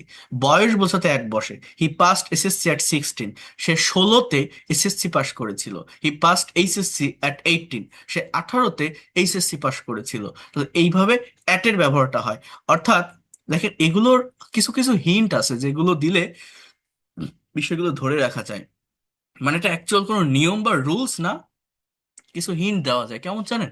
এই দেখেন, মানে সহজে বিষয়টা বোঝার জন্য, এই যে অ্যাট প্রেপোজিশনটি দেখছেন না, এটা most of the time numeric word অর্থাৎ সংখ্যাবাচক শব্দের আগে বসে। মানে এটা কোনো রুলস বা নিয়ম না, কিন্তু জাস্ট একটা হিন্ট আপনাদের বললাম। যেমন দেখেন, 16, 18, 50, 150, 200, 100, দেখছেন 9টা, 10টা, মানে এই এই ফার্স্টেরটা বাদে বাকি দেখেন প্রত্যেকটা জায়গায় এই অ্যাট এর প্লেসটা কোথায়, অবস্থানটা কোথায়, দেখেন তো একটা সংখ্যাবাচক শব্দ বা নিউমেরিক ওয়ার্ডের আগে না। তো মোস্ট অফ দ্য টাইম এই অ্যাট প্রিপোজিশন মূলত এইরকম জায়গায় বসে থাকে। হ্যাঁ, এগুলো জাস্ট একটা হিন্ট, এটা কিন্তু কোনো সঠিক নিয়ম না বা ধারণা না। সো মূলত অ্যাটের ব্যবহার এই পাঁচটি, যেগুলো আপনারা দেখছেন। তো এরকম কিছু কিছু বিষয় বোঝার মাধ্যমে, অনুধাবন করার মাধ্যমে, হিন্ট দেওয়ার মাধ্যমে এই প্রেপোজিশন গুলোর খুব ভালো ব্যবহার জানা যায় এবং কনফিডেন্টের সাথে প্রেপোজিশন ব্যবহার করা যায়। হ্যাঁ, সেগুলো আপনারা যখন ওই পেইড কোর্সে আসবেন ইন ডিটেলসে প্রত্যেকটা বিষয় জানতে পারবেন, শিখতে পারবেন। এরপর দেখেন অন, কোনো কিছুর উপর সংলগ্ন বোঝাতে অন বসে, যেটা অবজেক্টকে স্পর্শ করে থাকে। এটা তো আমি বললাম already. Keep the mobile on the table, বার, দিন বা তারিখের পূর্বে অন বসে। I went there on Saturday. He will come here on 17 June, অর্থাৎ ডে আর ডেট, বার বা তারিখের আগে অন বসে। নদীর তীর বোঝাতে অন বসে, নদীর তীর। আবারও বলছি, দেখেন, Dhaka is on the Buriganga, এটা খুবই ইম্পর্টেন্ট একটি প্রেপোজিশন, কিন্তু বিভিন্ন কম্পিটিটিভ এক্সামে এখান থেকেও কোশ্চেন আসে। ঢাকা বুড়িগঙ্গা নদীর তীরে অবস্থিত। Khulna is on the Rupsa, Sylhet is on the Surma, Chittagong is on the Karnaphuli, হ্যাঁ, Barishal is on the Kirtankhola. হ্যাঁ, যে কোনো নদীর তীর বোঝাতে অন প্রেপোজিশন বসে। নির্ভরতা বোঝাতে অন বসে। উই লিভ অন রাইস, অর্থাৎ আমরা ভাতের উপর নির্ভর করে বাঁচি, মানে আমরা ভাত খেয়ে বেঁচে থাকি। বিষয়টা হচ্ছে এরকম। He lives on his father, সে তার বাবার উপর নির্ভর করে বাঁচে। ফ্লোরের সংখ্যা বোঝাতে অন বসে। The bank is on the 5th floor, hour class is on the 3rd floor. আপনি একটা ইউনিভার্সিটিতে ভর্তি হয়েছেন, আপনাদের ক্লাস কোথায় আপনি জানেন না, খুঁজে পাচ্ছেন না, কাউকে জিজ্ঞাসা করলেন আপনার কোনো classmate, where is our class, সে উত্তর দিল our class is on the 3rd floor. তাহলে কি বলছে? ফ্লোরের সংখ্যা বোঝাতে অন বসে। ইন, বড় স্থানের পূর্বে ইন বসে। I live in Bangladesh, I live in India, I live at Dhaka in Bangladesh. বলছে যদি দুটো জায়গার কম্পেয়ার করা হয়, তুলনামূলক বড় জায়গার আগে ইন, ছোট জায়গার আগে অ্যাট। কোনো বিষয় বা ভাষা বোঝালে তার পূর্বে ইন বসে। ইন বাংলা, ইন ইংলিশ, এই যেগুলো আমি বললাম। I am studying in diploma engineering, I was born in 1980, he was born in 2001। পেশার পূর্বে ইন বসে। He joined in navy, I joint in Bangladesh army. So যেগুলো বলার মেইনলি আমি বলে দিয়েছি। এখন আপনাদের যে মেইন বিষয় সেটা হচ্ছে নিজেরা একটু দেখবেন, নিজেরা একটু প্র্যাকটিস করবেন। আপনি একবার এটা প্র্যাকটিস করেন, আপনি ডেভেলপ করতে পারবেন, এটা কঠিন কোনো কিছুই না। যেগুলো মোস্ট ইম্পর্টেন্ট, যেগুলো আমার বলার প্রত্যেকটা বিষয় আমি বলে দিয়েছি। এখানে দেখেন সবই দেওয়া আছে। হ্যাঁ, ইন ডিটেলসে বাংলা দেওয়া আছে, ইংলিশ এক্সাম্পল দেওয়া আছে। Uses of between and among use হবে, ঠিক আছে? যেমন দুইয়ের মধ্যে তুলনা করতে বিটুইন বসে। Bangladesh will win between India and England. Divide the apple between two boys, দুইয়ের অধিক ব্যক্তি বা বস্তুর মধ্যে তুলনা করা বোঝাতে অ্যামাং বসে। Bangladesh will win among India, Pakistan and England. Divide the Apple among the 4 boys. So এইভাবে এটা হয়। হ্যাঁ, সাথে বোঝাতে উইথ বসে। হি কেম উইথ মি, সে আমার সাথে আহ, এসেছিল। হি গোজ উইথ হিম, সে তার সাথে যায়। দ্বারা দিয়ে বোঝাতে উইথ বসে। I write with this pen, আমি এই কলমটি দিয়ে লিখি। ফর মানে জন্য, চতুর্থী বিভক্তি, এটা এর বাংলা অর্থ জাস্ট জন্য, আর কিছুই না। I'd like to do something for you, আমি তোমার জন্য কিছু করতে চাই। I am waiting for you, আমি তোমার জন্য অপেক্ষা করছি। তো খুব সহজে আপনারা এগুলো কভার করতে পারবেন। নিজেরা একটু দেখবেন, প্র্যাকটিস করবেন। এটা কঠিন না, আমি আবারও বলছি, খুব সহজ। যেগুলো মোস্ট ইম্পর্টেন্ট, যেগুলো বেশি পাওয়ারফুল, সেগুলো নিয়ে আমি অলরেডি আলোচনা করেছি। এখন এখানে যেগুলো আছে সেটা হচ্ছে জাস্ট এক কথায় উত্তর হয়ে যায়। প্রত্যেকটা প্রেপোজিশন এখানে দেখেন সেইভাবেই দেওয়া আছে। আপনার নিজের একটু প্র্যাকটিস করবেন। আমি এখন রিডিং প্যাসেজ নিয়ে কথা বলবো, ইন ডিটেলসে দেখাবো, আর এটার পিডিএফ আমি দিয়ে দিব। এইখানে টোটাল 30টা প্রেপোজিশনের ব্যবহার থাকলেও এই যে দেখেন, এই 30টার ভিতর থেকে এইখানে যে কয়টা লেখা আছে, আমি লিখেছি এখানে যে সব থেকে গুরুত্বপূর্ণ প্রেপোজিশন গুলো হলো, এখানে 12টার মতো প্রেপোজিশন দেওয়া আছে। আপনারা যদি অ্যাটলিস্ট এই কয়টা ভালোভাবে প্র্যাকটিস করতে পারেন, আপনার স্পিকিং বা কমিউনিকেশন, কনভারসেশন অনেক ভালোভাবে চালিয়ে যেতে পারবেন। At, to, one, in, of, for, since, about, between, among, from, with, over, under. At least এগুলো একটু ভালোভাবে আপনারা শিখবেন, দেখবেন আপনি অনেক ভালো একটা ডেভেলপমেন্ট পাবেন। সো এটা আমি দিয়ে দিব আপনাদেরকে। দেখেন এখানে একটা এক্সারসাইজ আছে, যেমন I will take a class dash 10 p.m. কি হবে? সার্টেন টাইমের আগে অ্যাট বসে, at 10 p.m. Dash Monday, on Monday. Day বা ডেটের আগে কি বসে? On. He lives dash Bangladesh dash Dhaka, তাহলে ইন বাংলাদেশ অ্যাট ঢাকা। বড় জায়গাটাকে ইন, ছোট জায়গাটাকে at. Dhaka is dash kilometre 20 kilometers from here, Dhaka is at 20 kilometers from here. Dhaka is dash the Buriganga, on the Buriganga. নদীর তীর বোঝাতে অন বসে। সেরকম অনেকগুলো এক্সারসাইজ আমাদের আছে যেগুলো করতে হবে। তো প্রিপোজিশনকে প্র্যাকটিক্যালি শিখতে পারলে এটা আপনি আর কখনো ভুলবেন না। এটার সঠিক ব্যবহার জানলে ইংলিশ সেন্টেন্সটা অনেক বেশি অর্গানাইজড হয়, অনেক বেশি গর্জিয়াস হয়। বাট এটার ব্যবহার করতে না পারলে একটা বাক্য যখন আপনি লিখবেন, ওই বাক্যে একটার সাথে আরেকটা ওয়ার্ড ভালোভাবে কানেক্ট হয় না। সো আপনারা একটু শিখবেন এটার ব্যবহার, কারণ এটা আপনি স্পিকিং করতে যান বা রাইটিং, প্রত্যেকটা জায়গায় আপনার কিন্তু এই প্রেপোজিশনে ব্যবহার করতে হবে, প্রেপোজিশন আপনার প্রয়োজন হবে। ওকে, তো যাই হোক, আপনারা নিজেরা একটু ওটা দেখে নিন। এখন আমি আপনাদেরকে একটু প্যাসেজ রিডিং নিয়ে কথা বলবো। এই প্যাসেজ রিডিং এর গুরুত্ব কতটা, এটা করাবো। এটা খুব বেশি বড় না, আপনারা একটু লাস্ট পর্যন্ত থাকার চেষ্টা করেন, বিষয়গুলোকে নেওয়ার চেষ্টা করেন, দেখবেন আপনি ধরে রাখতে পারবেন। একবার যদি আপনারা এটা শিখতে পারেন, জাস্ট একবার ট্রাই টু আন্ডারস্ট্যান্ড হিয়ার, এটার মজা একবার পেলে আপনার বারবার এগুলো অ্যানালাইসিস করতে ইচ্ছা হবে। হ্যাঁ, খুব সিম্পল একটা স্টোরি আছে। এই স্টোরি থেকে কিভাবে আমরা writing, pronunciation, grammar, speaking, vocabulary develop করতে পারি জাস্ট একটা সার্টেন প্যাসেজ থেকে, সেটা আমি আপনাদেরকে আজকে দেখিয়ে দিব। কারণ আমরা শুধু ছোট ছোট রুলস আর স্ট্রাকচার প্র্যাকটিস করে থাকি ইংরেজি শেখার জন্য, এটা করলে হবে না। আমাদের প্র্যাকটিক্যাল সিচুয়েশনটাকে ফেস করতে হবে, প্রত্যেকটা বিষয়কে প্র্যাকটিক্যালি দেখতে হবে। আমি একটা কথা বলছিলাম, টপ ডাউন পদ্ধতিতে যেতে হবে, টপ ডাউন পদ্ধতি। দেখেন এটা কি, এখানে বলছে English story, English love story, দুজনের ভিতরে একটা কথোপকথন। কে কে? দেখেন বলছে, Raju and Shovon are very good friends from their school life. Raju এবং শোভন তাদের স্কুল জীবন থেকে খুবই ভালো বন্ধু। তাহলে সাবজেক্ট কে? রাজু অ্যান্ড শোভন, প্লুরাল, এই জন্য ভার্ব হচ্ছে আর। অ্যাম ইজ আর থাকলেই অনেকে মনে করে যে সেটা মনে হয় continuous tense, present continuous. But এইখানে কিন্তু আর ছাড়া আর কোনো ভার্ব নেই। প্রেজেন্ট কন্টিনিউয়াস কখন হয়? যখন এইটা ছাড়াও আরেকটা ভার্ব থাকে, ভার্বের সাথে আইএনজি হয়, তখন সেটা প্রেজেন্ট কন্টিনিউয়াস। বাট অ্যামিজার যদি কোনো বাক্যে মেইন ভার্ব হিসাবে বসে, ওইটা ছাড়া যদি আর কোনো ভার্ব না থাকে, তাহলে সেটা কিন্তু প্রেজেন্ট ইনডিফিনিট টেন্সের সেন্টেন্স। তাই না? এটা কোন টেন্স? Present indefinite. বাংলা কি? রাজু এবং শোভন তাদের স্কুল জীবন থেকে খুবই ভালো বন্ধু। এবার কি বলছে? নাও, এখন। এটা কি জানেন? এটা কিন্তু একটা adverbial word, adverb of time. Subject কি এখানে? দে। ভার্ব কি? ডু। তারা করে। এটা কোন টেন্স তাহলে? Present indefinite tense. They do different jobs in different sectors. অর্থাৎ তারা ভিন্ন জব করে, ভিন্ন চাকরি করে ভিন্ন জায়গায়। Now they do different job in different sectors. Today, আজ, they meet each other after 3 years. আজ তারা 3 বছর পর একে অন্যের সাথে দেখা করে। ইচ আদার, এটাকে বলা হয় একটা reciprocal pronoun. Each other and one another, দুইয়ের অধিক ব্যক্তি বা বস্তুর মধ্যে সম্পর্ক বোঝাতে অন অ্যানাদার বসে, দুজনের ভিতর সম্পর্ক বোঝাতে ইচ আদার বসে। সো দে মিট, তারা দেখা করে বা সাক্ষাৎ করে, এটাও প্রেজেন্ট ইনডিফিনিট টেন্স। হ্যাঁ, সাবজেক্টের পর ভার্বের বেস ফর্ম আছে। দে আর ভেরি হ্যাপি, তারা খুবই খুশি। দেখেন এইখানে কিন্তু সাবজেক্ট ভার্ব অলরেডি আছে। এবার বলছে to meet each other after a long period. এই যে to meet, to plus V one, এটাকে বলা হয় infinitive, non finite verb. Meet মানে দেখা করা, টু মিট মানে দেখা করতে, ডু মানে করা, টু ডু মানে করতে, রিড মানে পড়া, টু রিড মানে পড়তে, রাইট মানে লেখা, টু রাইট মানে লিখতে। এভাবে করতে, বলতে, লিখতে, চলতে, দিতে, নিতে টু প্লাস ভিয়নের ব্যবহার হয়। এবার দেখেন কি বলছে, আফটার সো মেনি টক্স। দেখছেন, এটা কিন্তু একটা ফ্রেজাল ওয়ার্ড। হ্যাঁ, অনেক কথা বলার পর, বাংলাটা কি? অনেক কথা বলার পর রাজু সেইড। প্রত্যেকটা বাক্য যখন আপনি দেখবেন ইংলিশে, উম, শুরুতে সাবজেক্ট এবং সাবজেক্টের পরেই দেখবেন ভার্ব থাকে। ওই ভার্বের ফর্মটাকে আপনি আইডেন্টিফাই করার চেষ্টা করবেন।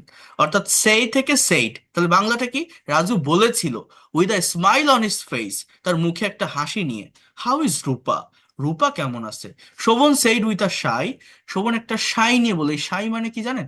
একটা দীর্ঘ নিঃশ্বাস নিয়ে বলা, একটা দীর্ঘ নিঃশ্বাস নিয়ে বলা। I don't know how she is now.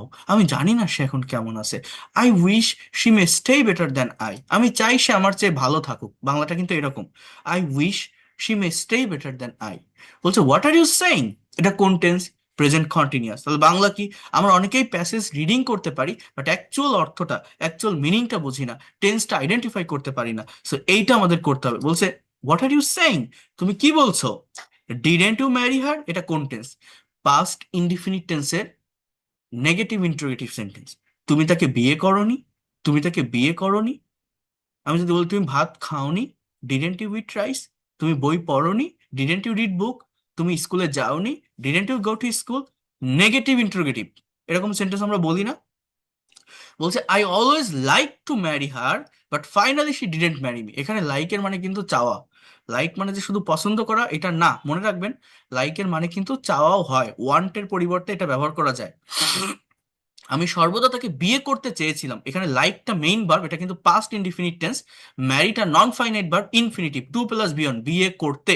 But finally, কিন্তু অবশেষে সে আমাকে বিয়ে করেনি। She didn't marry me, did not plus V one, কারণ এটা পাস্ট ইনডিফিনিট টেন্সের নেগেটিভ সেন্টেন্স। নেগেটিভ করতে গেলে ডিড এর ব্যবহার হবে, মেইন ভার্বটা বেস ফর্মে চলে আসবে। এবার কি বলছে? আই ক্যান নট বিলিভ, এটা মডেলের সেন্টেন্স। ওই যে বলছিলাম না, সব কথা টেন্স দিয়ে হয় না।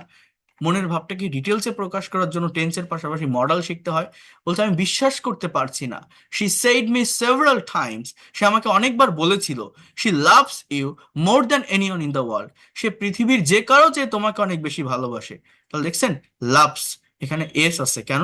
সাবজেক্টটা থার্ড পারসন সিঙ্গুলার নাম্বার এবং এটা প্রেজেন্ট ইনডিফিনিট টেন্সে লেখা আছে এই জন্য। She also said me this Tux thousand Times, অর্থ কি? সে এই কথাগুলো আমাকে তো হাজারবার বলেছিল যে সে তোমাকে পৃথিবীর যে কারো চেয়ে বেশি ভালোবাসে। বলছে ইট সিমস টু মি, এটা আমার কাছে মনে হয়, she said this talks without knowing what love is or she lied. সে এই কথাগুলো বলেছিল না জেনে ভালোবাসা কি, অথবা সে মিথ্যা বলেছিল। অ্যাকচুয়াল বাংলাটা বুঝবেন। আমরা অনেকেই প্যাসেজ রিডিং করি, অর্থটা বুঝি কিন্তু বাংলা করতে পারি না, অর্থটা অ্যাকচুয়াল মিনিংটা বের করতে পারি না। ভাষা ভাষা বুঝি, লাইট থেকে লাইট। দেখছেন, her innocent looking face is still floating in front of my eyes, মানে কি? তার যে নিরীহ চেহারাটা এখনো আমার চোখের সামনে ভাসছে। It is hard to believe, এটা বিশ্বাস করা কঠিন। And innocent looking girl like her may lie, তার মতো একটা নিরীহ মেয়ে মিথ্যা বলতে পারে। মে লাই, বলতে পারে। শোভন সেইড আই বিলিভড হার, শোভন বলেছিল আমি তাকে বিশ্বাস করেছিলাম। দেখছেন, বিশ্বাস করেছিলাম কিন্তু পাস্ট ফর্ম ভার্বের। এই যে স্কাই কালার দিয়ে ভার্বগুলোকে হাইলাইট করা আছে, খেয়াল করেন। I dreamed with her a lot, আমি তাকে নিয়ে অনেক স্বপ্ন দেখেছিলাম। But my dreams didn't come true, কিন্তু আমার স্বপ্ন সত্য হয়নি। আচ্ছা বলেন তো, আমি যদি বলতাম যে আমার স্বপ্ন সত্য হয়েছিল, তাহলে ইংলিশটা কি হতো? এখানে বলছে my dreams didn't come true, আমার স্বপ্ন সত্য হয়নি। তাহলে আমি যদি বলতাম আমার স্বপ্ন সত্য হয়েছিল, মানে এটা যদি অ্যাফার্মেটিভে থাকতো, তাহলে ইংলিশটা কি হতো? কেউ বলতে পারবেন? Anyone can say that? My dream came to me sir. Came হতো ভার্বের came পাস্ট true, tense. Right, V two হতো। আমরা অনেকে এই জায়গাটাতে ভুল করি, পাস্ট টেন্সের অ্যাফার্মেটিভ সেন্টেন্সে আমরা অনেকেই ডিড বা ওয়াজ এগুলো ব্যবহার করে ফেলি। বাট না, এটা মনে রাখবেন, মেইন ভার্ব বা প্রিন্সিপাল ভার্বের পাস্ট ফর্ম কিন্তু ব্যবহার করতে হয়। রাজু সেইড, রাজু বলেছিল। স্যার এখানে হ্যাভ কেম অথবা হ্যাভ কেম এটা ব্যবহার করলে কি সমস্যা হবে? না, সমস্যা হবে না। তো আপনি কেন সেটা ব্যবহার করবেন? এটা প্রেজেন্ট পারফেক্ট কেন করবেন? এখানে আগের বাক্যগুলো পাস্ট ইনডিফিনিট টেন্সে লেখা, অতীতের কথা শেয়ার করছে, তাহলে আপনি সেটাই ব্যবহার করে যাবেন। কেন আপনি অন্য টেন্স নিয়ে আসবেন? হ্যাঁ, এটা আপনাকে বুঝতে হবে, সিচুয়েশন বুঝে কথা বলতে হয়। ঠিক আছে, ল্যাঙ্গুয়েজটাকে যতটা ফ্রাঙ্কলি নেওয়া যায়, যতটা ইজি ভাবে নেওয়া যায়, তত দ্রুত ডেভেলপ করা যায়। আর যে যতটা কমপ্লেক্সিটি ক্রিয়েট করে, সে তত বেশি ভুল করে, তত কঠিন মনে হয় তার কাছে। ঠিক আছে, মনে করেন এর আগের যে বাক্যগুলো, আই বিলিভড, আই ড্রিমড, তাহলে এগুলো পাস্ট টেন্সে লেখা। তাহলে আমি কেন প্রেজেন্ট পারফেক্ট নিতে যাব, হ্যাভ ব্যবহার করতে যাব? হ্যাঁ, সো ওই সেম টেন্সে করতে হয়। রাজু সেইড, রাজু বলেছিল, why did she do like that, সে কেন এমনটা করলো, বাংলাটা কি? একটা ডিড হচ্ছে কোশ্চেন করার জন্য, আর ডুটা হচ্ছে মেইন ভার্ব। হ্যাঁ, why did she do like that, সে কেন এমনটা করলো? বলছে আই ডোন্ট নো ওয়াই, আমি জানি না কেন। রাজু সেইড, রাজু বলেছিল, ওয়ার শি ইজ নাও, সে এখন কোথায়? Shovon said, she married the only son of the richest man of our village. দেখছেন, ম্যারিড অর্থাৎ সে আমাদের গ্রামের একমাত্র ধনী লোকের ছেলেকে বিয়ে করেছিল। His name is Rabi, you know him, অর্থাৎ তার নাম রবি, তুমি তাকে চেনো।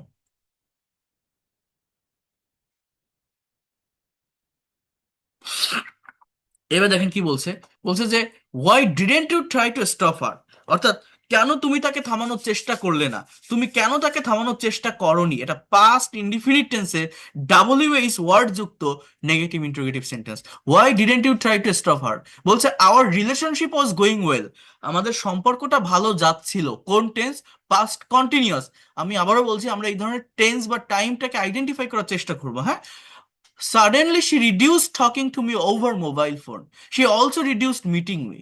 হঠাৎ করে সে আমার সাথে মোবাইলে কথা বলা কমিয়ে দিয়েছিল। সে আমার সাথে এমনকি দেখা করাও কমিয়ে দিয়েছিল। এখানে মেইন ভাবটা কিন্তু এই রিডিউসড, এটা কিন্তু পাস্ট ইনডিফিনিট টেন্স। বাট এর পরে দেখেন আপনার টকিং, মিটিং, এগুলো দেখতে পারছেন।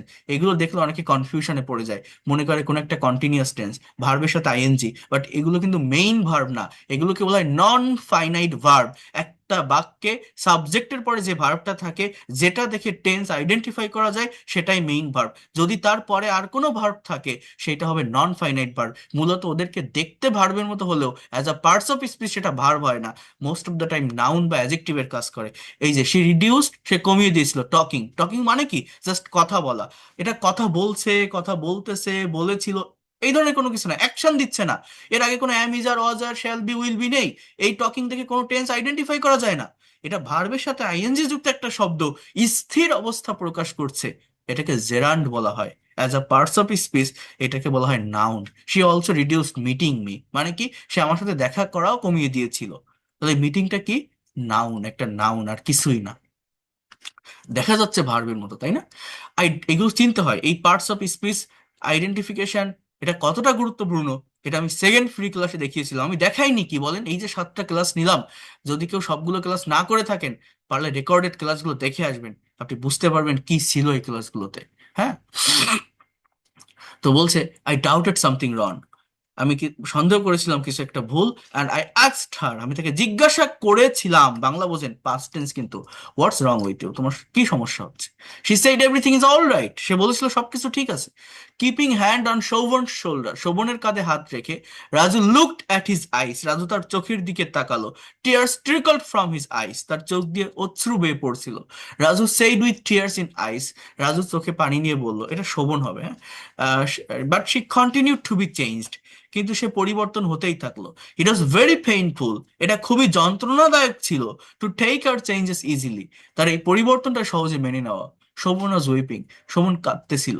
Raju tried to console Shovan, console মানে সান্ত্বনা দেওয়া। এই প্যাসেজগুলো অ্যানালাইসিস করলে ভোকাবুলারি ডেভেলপমেন্টও হয়।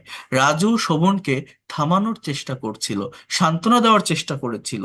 But no consolation in the world was enough to remove his pain, কিন্তু পৃথিবীতে কোনো সান্ত্বনাই যথেষ্ট ছিল না তার কষ্টটা দূর করার মতো।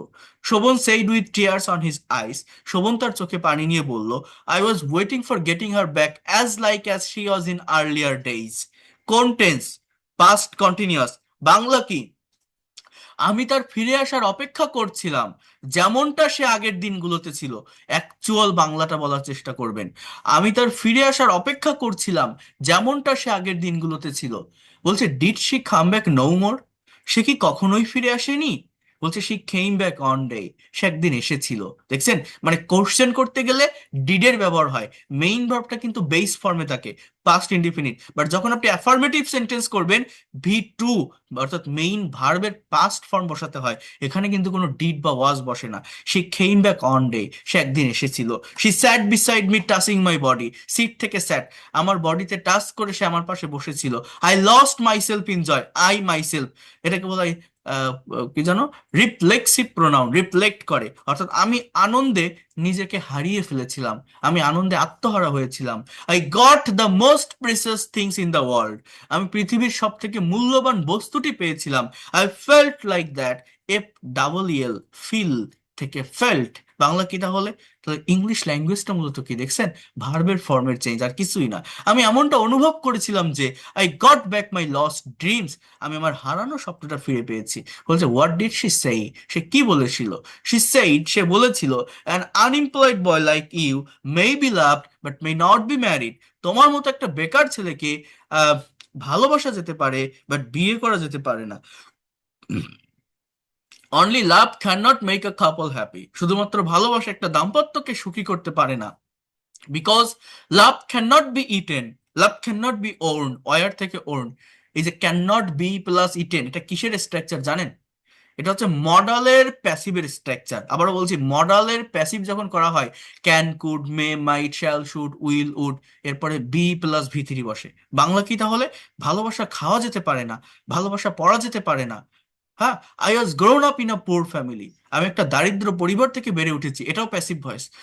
I know how cruel and hideous poverty is, আমি জানি দারিদ্রতা কত কঠিন এবং নিষ্ঠুর। That's why, that is why I decided to marry a rich man, আমি একটা ধনী লোকের ছেলেকে বিয়ে করার সিদ্ধান্ত নিয়েছিলাম। What did you say to her, তুমি তাকে কি বলেছিলে? বলছে, কে বলছে? Shovon. I had many things to say her, Bangla কি জানেন? আমার তাকে বলার অনেক কিছু ছিল, আমি বলেছিলাম না, কিন্তু এটা কি হবে? আমার তাকে বলার অনেক কিছু ছিল, but I couldn't say her anything, কিন্তু আমি তাকে কিছুই বলতে পারিনি। টিয়ার্স ট্রিকলড ফ্রম মাই আইস, আমার চোখ দিয়ে অশ্রু বেয়ে পড়ছিল। বলছে why didn't she think about this things before falling in love with you, কেন সে এই বিষয়গুলো ভাবেনি তোমার সাথে ভালোবাসার আগে, তোমার প্রেমে পড়ার আগে? সে নিউ, সে জানতো, নো থেকে knew, you are an unemployed boy before falling in love with you, তুমি একটা বেকার ছেলে তোমার সাথে ভালোবাসার আগে। After having a relationship for 5 years, have মানে থাকা, আফটার হ্যাভিং 5 বছর ধরে একটা সম্পর্ক থাকার পর, সে ক্যানট সে লাইক দ্যাট, সে এমনটা বলতে পারে না। I said to her nothing, আমি তাকে কিছুই বলিনি। কামিং হোম, বাড়ি এসে, ক্রাই থেকে cried, I cried too much, আমি অনেক কেঁদেছিলাম। But said nothing to anyone, কিন্তু কাউকে কিছু বলিনি। I guess she isn't happy, বলছে আমি মনে করি সে সুখে নেই। বলছে how do you know that, তুমি কিভাবে জানো? শি চিটেড ইউ, সে তোমার সাথে প্রতারণা করেছিল। A cheat never be happy, একজন প্রতারক কখনো সুখী হয় না। She can be escape from a man but God must punish her, সে একজন মানুষের থেকে পলায়ন করতে পারে, বাট সৃষ্টিকর্তা অবশ্যই তাকে শাস্তি দিবে। মডালের সেন্টেন্স। বলছে I never curse her, curse মানে কি? অভিশাপ, আমি তাকে কখনোই অভিশাপ দেই না। I always pray that she may be happy, আমি সর্বদা প্রার্থনা করি যে সে সুখে থাকুক। বলছে ডিডেন্ট ইউ ম্যারি, তুমি বিয়ে করোনি? হ্যাঁ, শোভন বলছে রাজুকে। বলছে no, still I married no one, my parents are looking a bride for me, আমার পিতামাতা আমার জন্য মেয়ে খুঁজছে। বলছে I think you should marry soon, yes I should, but I have lost my believe in girls, বলছে কিন্তু আমি মেয়েদের প্রতি বিশ্বাস হারিয়ে ফেলেছি। হ্যাভ প্লাস ভিতরি, লস্ট, হারিয়েছি, প্রেজেন্ট পারফেক্ট টেন্স কিন্তু। All girls are not like her, still there is someone in the world who honours true love, সব মেয়ে তার মতো নয়, পৃথিবীতে এমনও কেউ কেউ আছে যারা সত্যিকারের ভালোবাসাকে সম্মান করে। বলছে yes I believe, what about you, did you marry? Yes I did, Shobhan said, say something about her, Shobhan বলল তার সম্পর্কে কিছু বলো। রাজু বলছে she is very simple girl, সে খুবই সরল মেয়ে, but her simplicity made her gorgeous, তার সরলতা তাকে গর্জাস করে তুলেছে, সুন্দর করে তুলেছে। বলছে how does she look at, দেখছেন হাউ ডাজ, ডাজ কেন? এটা হচ্ছে present indefinite tense, subject third person singular number. সে দেখতে কেমন?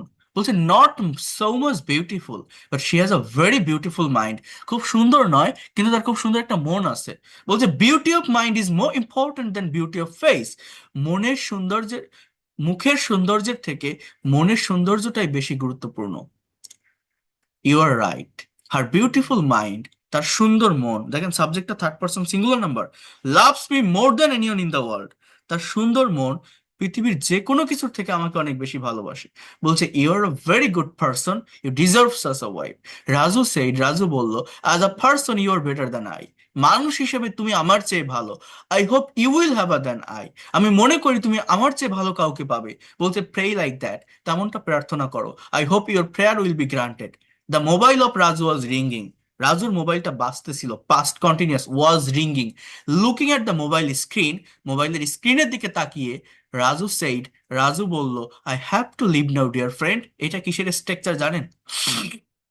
হ্যাভ দেখলেই ভাবে পারফেক্ট টেন্স, বাট না, এটা কিন্তু সেমি মডাল অক্সিলারি ভার্ব।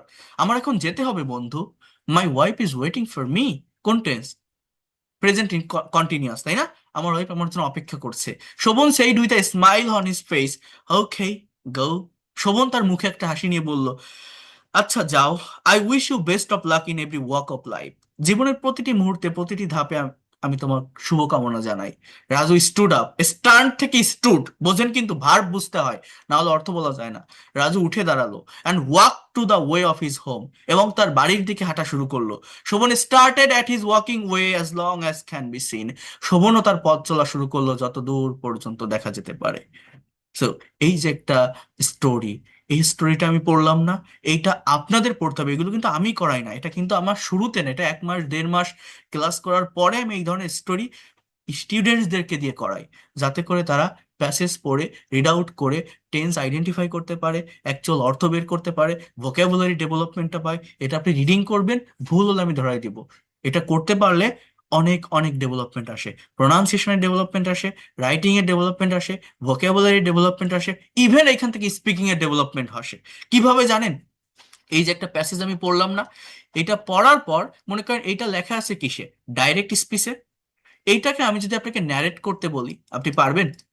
মনে করেন এই গল্পটা আপনি পড়লেন, এইটা আপনি এখন আপনার একটা বন্ধুকে শোনাবেন যে আমি একটা গল্প পড়েছিলাম, এই গল্পটা এরকম ছিল। শোভন এবং রাজু দুইজন বন্ধু ছিল, তারা অনেকদিন পর দেখা করলো। তারপর শোভন রাজুর কাছে জিজ্ঞাসা করলো তার গার্লফ্রেন্ড কেমন আছে। তারপর সরি, রাজু শোভনের কাছে জিজ্ঞাসা করলো, শোভন এই ধরনের কথাগুলো বলছিল। এই যে আমি যতটুকু বললাম না, এই কথাটুকু আপনি ইংলিশে বলেন তো। অর্থাৎ এই সম্পূর্ণ স্টোরিটাকে আপনি একটা সামারাইজ করে ফেলেন, সামারি করে আরেকজনকে শোনান। পারবেন? আপনি এভাবে বলতে পারেন। মনে করেন এই যে আমি একটা ফাঁকা জায়গা বের করে রাখলাম, আপনি বলেন এইভাবে, জাস্ট শুরু করেন যে Shobhan and Raju were two friends, they met, তারা দেখা করেছিল। আপনি বলবেন কিন্তু পাস্ট টেন্সে, কারণ আপনি তো একটা গল্প পড়েছেন, সেইটা আপনি শোনাচ্ছেন, অতীতের কোনো ঘটনা। তো আপনি এই কথাটা বললেন, they met with each other after long period. After that Raju asks to Shobhan about his girlfriend Rupa. Shobhan said, Shobhan বলেছিল, রূপা বিট্রাইড উইথ হিম, রূপা তার সাথে বিশ্বাসঘাতকতা করেছিল।